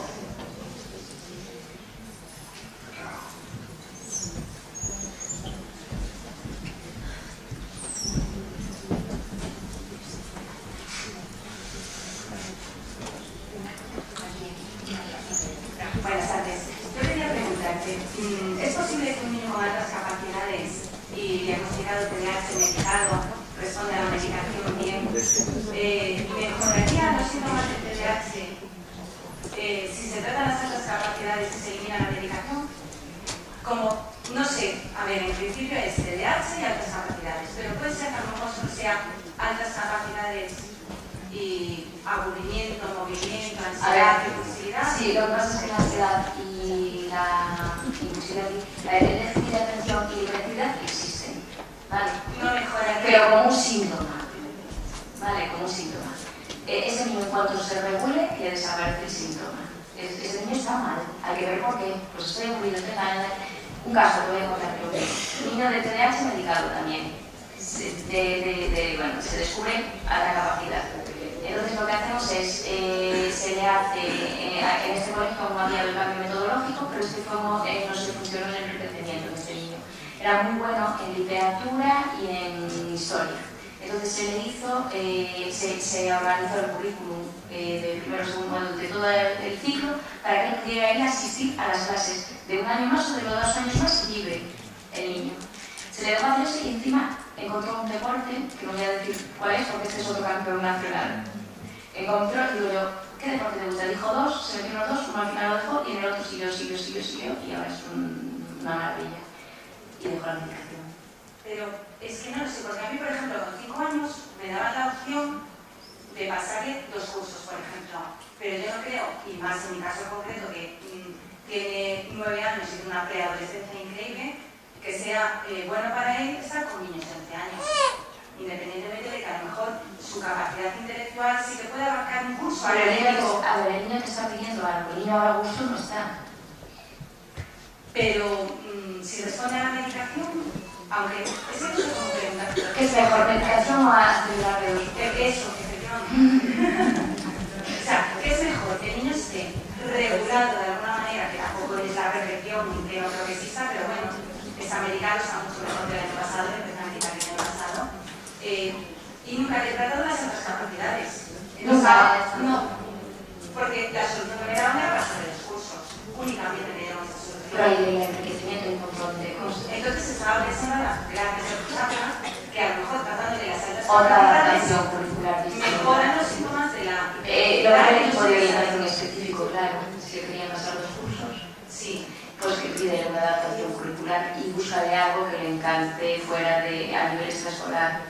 Y después, a nivel de medicación, yo también te comento que, por ejemplo, el neurobiofeedback... Sí, luego comentas a este. Vale, pues el neurobiofeedback va fenomenal, porque ¿qué pasa en déficit de atención? Tienes unas ondas que se llaman zetas aquí.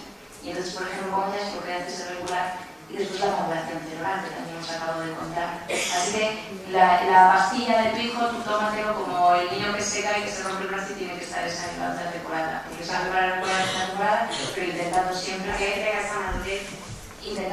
darle otras opciones para intentar ir rebajando. Vale. Yo reconozco que ellos que necesitan en un determinado momento una ha funcionado muy bien. pues ya está. Vale. Pero intentando siempre que sea algo pasajero. Perdón, vamos a dar paso a una última pregunta y vamos a organizar el día de revisión. Aquí no hay ninguna persona que quiera quedar. Muchas gracias por la oportunidad que nos tuviera. Nos ha servido, yo creo que a todo el mundo lo hemos visto. Yo quería preguntar, un niño que empieza desde muy pequeño, una obsesión, que son los altavoces.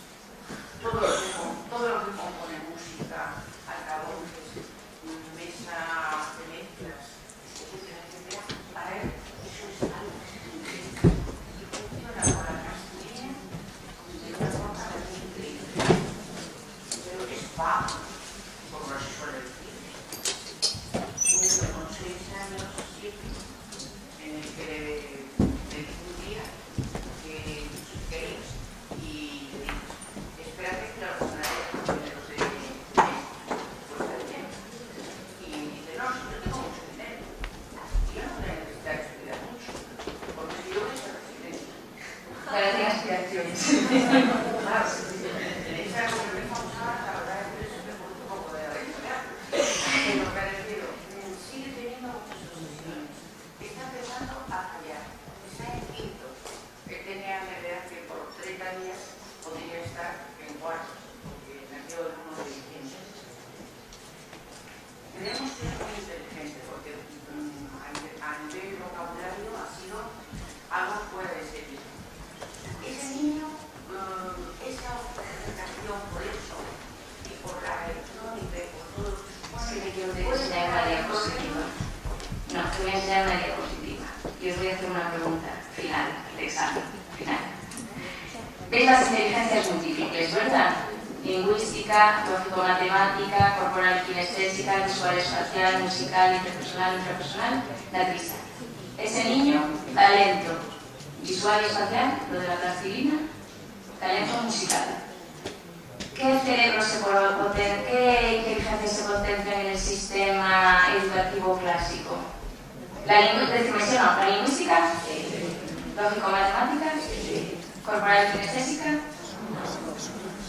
visual y espacial, musical, interpersonal, intrapersonal, naturalista. Entonces, ¿por qué está desmotivado ese niño?